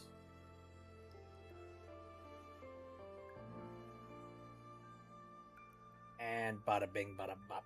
There we go. Yogos! I wonder when that existed and then got discontinued. Interesting. I don't think I ever tried Yogos. I saw a couple of different products while I was scrolling through the Blue Sky account for Discontinued Foods.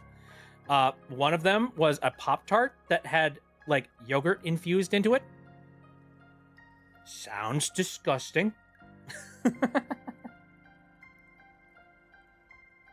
How dare you insult my state? Your state?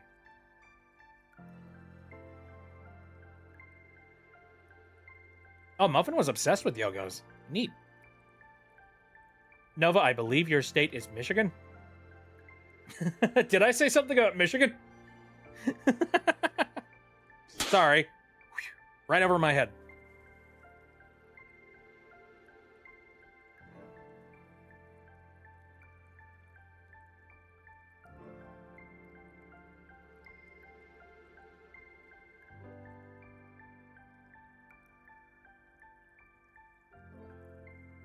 Yeah, sorry. I'm going full streamer brain here. I don't remember a thing I said. Sorry. You're asking me to pull back information that I have previously spewed into the internet. And sorry. my brain very rarely go backward. It only go forward. I hope that's a vibe for other people in here. Just like, ow. Hey. Don't you dare. Anyway, I'm gonna close out of Discontinued Foods because I cannot. we've done enough of that for this day. There we go. Also, I'm gonna delete all these things from my desktop because it's just like it's clogging up the desktop, really bad. Big vibe. Brain no work. Only forward. Only think forward. Nothing more.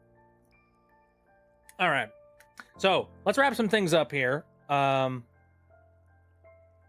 you like the berry one's the best. Did I ever eat something that was very similar to Yogos that like is now discontinued? I remember. So the closest I could get from like something like that is that I remember growing up. I had a lot of Go-Gurt, and Go-Gurt is still a thing that you can buy. Though I do know that like. Go-Gurt as a product has kind of been sterilized. Like, it is very much just become a very specific product with a specific set of flavors, and they don't really experiment anywhere outside of that. As far as I can tell, I haven't seen many, like, crazy flavors that they try and do. No, they tend to stick to just the only specific flavors that sell really well, and then that's it. So, Any constructive criticism on my progress? Are you talking about anything specific? Your progress? Are you talking about something in art channel? Ah, okay. No, that's okay. I don't have much to say about that one. Anyway. Okay, yeah, all right. So before I forget, let's dive into what the plan is for the next week here. Now, I'm gonna give a reminder to people. Yesterday, we actually talked about this. Wednesday stream is being moved to Thursday. The reason why is because Thursday is the day that the DLC, the Hat in Time DLC for Framemakers is coming out. So I will be playing that on the stream. As well as also getting a first experience with Framemakers and, you know, how it plays and how it runs. I have to imagine it will probably run very similarly to a Smash type of game. So, you know, I'm not too concerned about that one. But yeah, we're going to take a look at the new DLC and, like, you know, the new expansion. Which is, you know, it's not a gigantic amount. It's basically a new character, an assist, a new map. And then, as far as I know, that's about it. But hey, that should be exciting because we get to, you know, more Hat in Time content, all for that, and we get to hear me as Snatcher again, which is friggin' awesome and really meta. It's just, again, I'm trying to get over the fact that, like, more or less I have been brought on for an official role for Snatcher. Freaking, like, you know, for the creator DLC, it made sense because, oh yeah, it's a bunch of fans getting together and doing the whole, like, you know, Hat in Time modding thing together and making a really fun product for everybody to experience. You know, for this, it was just like Gears for Breakfast actually reaching out and just being like, hey, yo, bro, bit. We need you. Darling, we need you on the set. What the heck? Hi. Good to see you. How's your mom doing? Anyway, so yeah, that should be fun to check out. But yeah, it does require me to push the stream back from Wednesday to Thursday. So that's the plan. That's why we're doing that. And then we're going to be diving into more Hollow Knight Silksong, which I'm doing that next Saturday. Like I said, my brain has basically lived entirely within Silksong ever since I played it yesterday. And I am very sad that, like, I'm not going to be playing it more often. Gosh darn it, it's going to take me forever to get through that game. But luckily, I'm one of those people that I don't play games to, like, 100% completion all that often. So I can't imagine it's going to take me that long to do it. Or, like, I've seen some people that they've got, like, 47 hours worth of time into the game, which that's doing 100% completion. Can't imagine that it's going to take that long. But who knows? It depends on how much I fail and die. So, yeah, that's the plan for that. And then, next Sunday, I guess we're just going to be doing a very similar thing. I don't know, just me hanging out, chatting with the folks. Hello, how you doing? Alrighty, heading over to the end screen. Again, thanks for coming out. This has been incredibly fun. It was really chill to just sort of hang out and talk about, like, discontinued foods and stuff. Here, I'm going to empty the recycle bin, because that's, like, a lot. 44 items in the recycle bin. That's a lot of pictures. Either that, or that's a whole lot of other things that I'm currently, like, about to, you know, just get rid of. Oh, Jamie over in the YouTube chat says, wait, a new DLC for Hat in Time? No, not for Hat in Time. In fact, I'm gonna come back on the screen real quick. Hello. Hold up. We're not done. We are not done. I might as well go ahead and share this just because, like, it's coming up very soon here.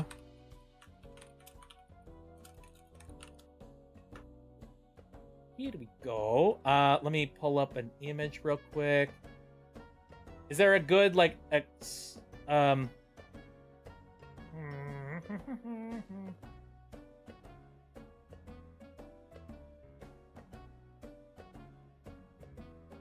there aren't any good pictures on, here, let me save this picture as, there we go.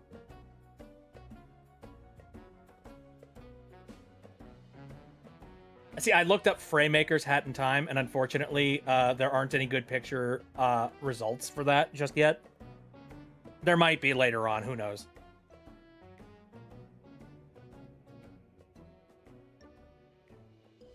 Jamie says, I'm sorry. No. You're uninformed. He's cool. No. I am informing you. Don't apologize. You're good. Anyway, no, the game that I'm going to be playing on Thursday is this game right here. Framemakers! Now, if you don't know what Framemakers is, it is basically, it's kind of like a Smash Brothers game, except it is with a bunch of indies. They have a set of certain characters that you can actually play as, and then there are a bunch of assist characters that can be utilized, like, alongside of those characters. So I don't know a heck of a lot about a whole bunch of the characters that are currently here. But, you know, I know Octodad. Holy freaking crap, I know Octodad. I know Commander Video. The other guys, not too warmed up on their characters. I apologize. But I know a bunch of the assist characters in the background. Like, there's Tank Man in the background. There is...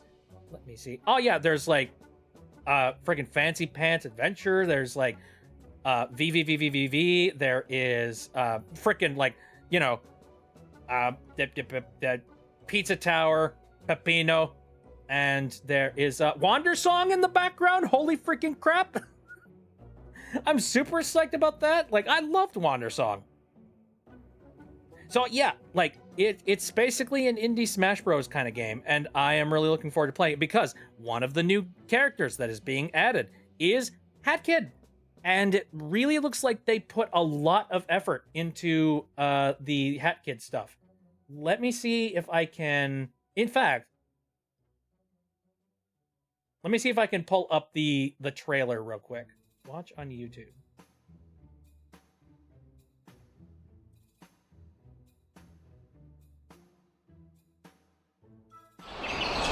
Ah, loud.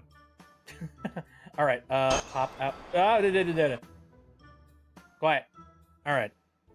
And let me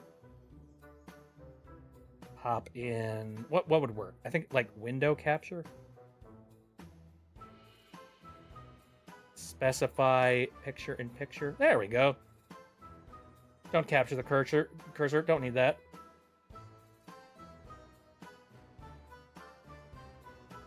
Here we are.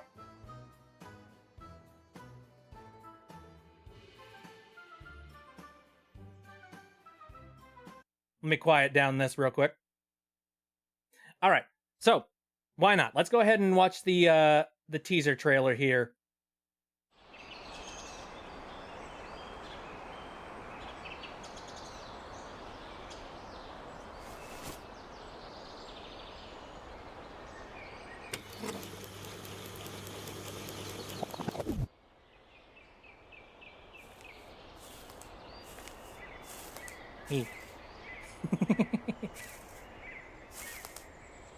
Oh no, you said the magic word.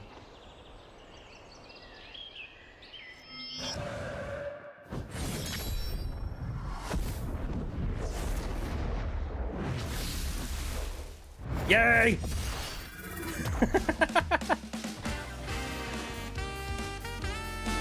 Head child! Just look at the sprite work on this. Holy crap.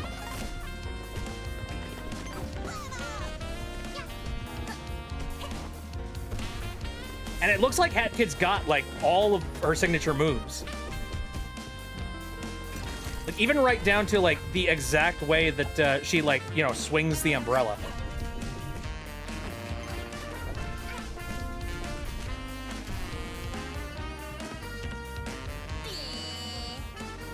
Got a conductor skin for the picnics.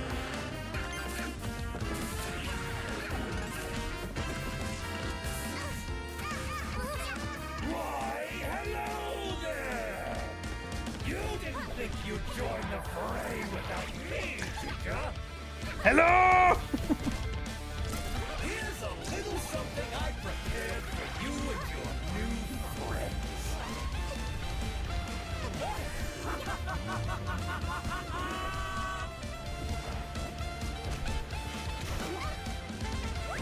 Again, I now have Stage Hazard on my resume. And also, Mustache Girl comes in as an assist trophy. Time stop! Oh god, I'm looking forward to playing as Octodad, though. I haven't thought about Octodad in frickin' years.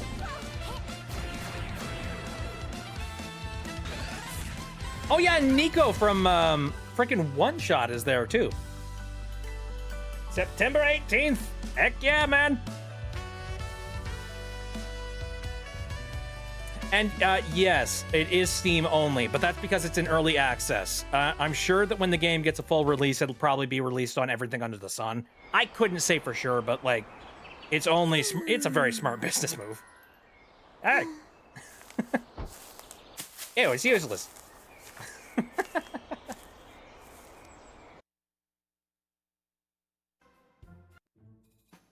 So anyways, yeah, that's exciting. It's especially exciting to get like a business message from like, you know, Gears for Breakfast just being like, hi, so this is happening. Do you want to be a part of it? I'm like, yep. Yes, I do. Yes, please. And so, yeah. Yeah, so expect for there to be a little bit of a noodly boy in the, you know, in the subcon map. And also, you know, I haven't done a ton of lines for it. However, there are some extra lines that you have not heard yet. You've only heard the lines that were a part of the trailer. So, hey. Again, I'm looking forward to playing it for sure. And also, on top of that, because this is a Steam game and because, like, they are really open to modders and things like that, they do have... they do have access to, like, you know, modding the game and adding your own characters. And I know there are some really cool characters that exist, including, I know it's the Hollow Knight from Hollow Knight, you know, or like, you know, whatever they call them, the Shade or whatever his name is. He is a character that you can play. Trying to remember what other mods are in there. I downloaded some mods just so that, like, if I feel like messing around with some of them, I can do that on that stream. Hopefully they work. I hope they're like properly compatible with the updated version of the game. I cannot imagine why they wouldn't be. I don't know. We'll see. Jamie says, I cosplayed as Hat Kid, learned a valuable lesson. I'm trying to think what that lesson would be. I don't know. I'm scared. I don't know if I want to ask this question, but, like, what do you mean learned a valuable lesson?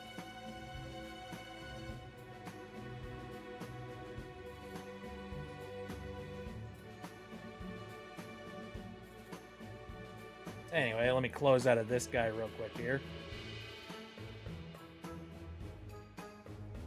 All right, so is there anything else I need to talk about aside from that? I think I pretty much, like, said everything that needs to be said. I don't know. Well, all right. Let me just head over to the end screen here. Oh, don't make the whole thing out of fleece. Oh, no. Oh, I get it now. It was, like, super warm. I'm just like, why would you regret being Hat Kid? That sounds like that would be cute and adorable and, like, really wholesome and cool. It's just like, oh, you didn't use, like, you know, breathable clothing. Got it. Understood. Oh, yeah, making stuff out of fleece. Fleece is like... Oh, speaking of... That reminds me, I've just recently gone into my my repertoire, my closet of stuff. And I'm starting to lean more towards getting the warmer clothes out at the moment. And I have just recently found, like, an old jacket of mine that... it's honestly one of my personal favorite jackets. It's like a hoodie jacket, except, come to think of it, can I, hold on. I know that we're stretching this stream out to the nth degree, but new concepts and new, like, topics keep on coming up. I don't know. What is that called? I forget what the brand is.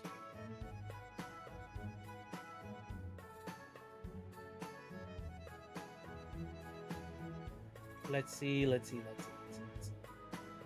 Maybe, hold on a second. Maybe I could find it by doing a search for this.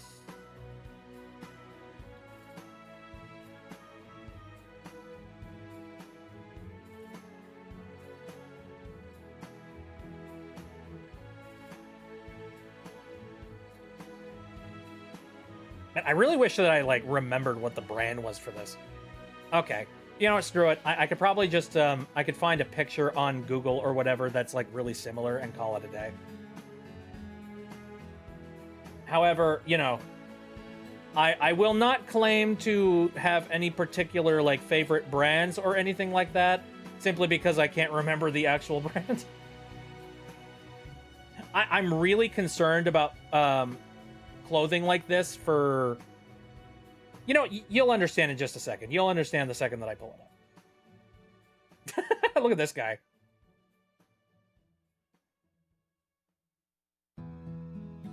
This'll do. Here, save image.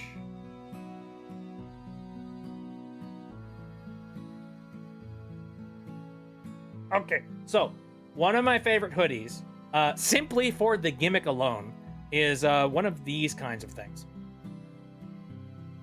There we go. So what this is, it's a heated hoodie. It's got electrical coils all throughout like the chest area. I don't think mine has got the the pouch area warmers or anything like that. But yeah, see how it works is there's like a little power bank or something, like a little pouch for a powder bank, and there is like a USB lead that you plug in, and then there's a button on the chest. You press the button, and then you can choose a particular like temperature that you want it to be. And I gotta say, this thing's really freaking cool when you want to be out in like a wintry environment, but you don't want to be wearing a really thick coat or anything like that. Like it's really fun. It's especially fun to like show off the fact that you even got it in the first place. It's kind of a flex. Let's be real. Because like there's a button on it that like illuminates a color, and so people will see that on your chest and be like, "Who the heck are you, Iron Man?" It's fun. Like it's really freaking cool. I got it as a gift from like somebody who knows that I am into my hoodies and things like that. And you guys wonder why I attached myself so much to this particular design for the pit. Yeah, like a lot of the check boxes were ticked when I saw like, the bit for the first time and being like, yeah. He looks like a goober, and also he wears jackets. That's me. Eh. Alrighty. So, I think we're going to go ahead and we're going to end the stream before I get, like, distracted by another random, like, side tangent or anything like that. Alright, I've already said my my stream schedule here again. Thursday instead of Wednesday, and we're going to be playing Fraymakers. Get hyped for that. I'm really excited. And then we're diving back into Hollow Knight, Silk Song, and that is happening on Saturday. And then you can come back here on Sunday next week, and we're going to be doing some similar, just sort of casual hanging out. Alrighty, I'm going to take off. Thanks for coming out, everybody. See you later. Is there a good, like, voice filter that I can end on? Probably. Let me see. Pork rinds. Now let's end on a different one.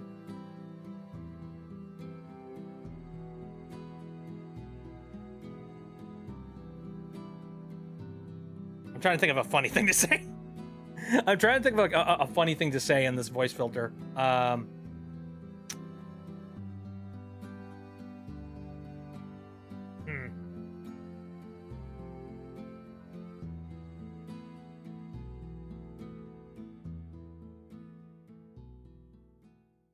We're calling about your car's extended warranty.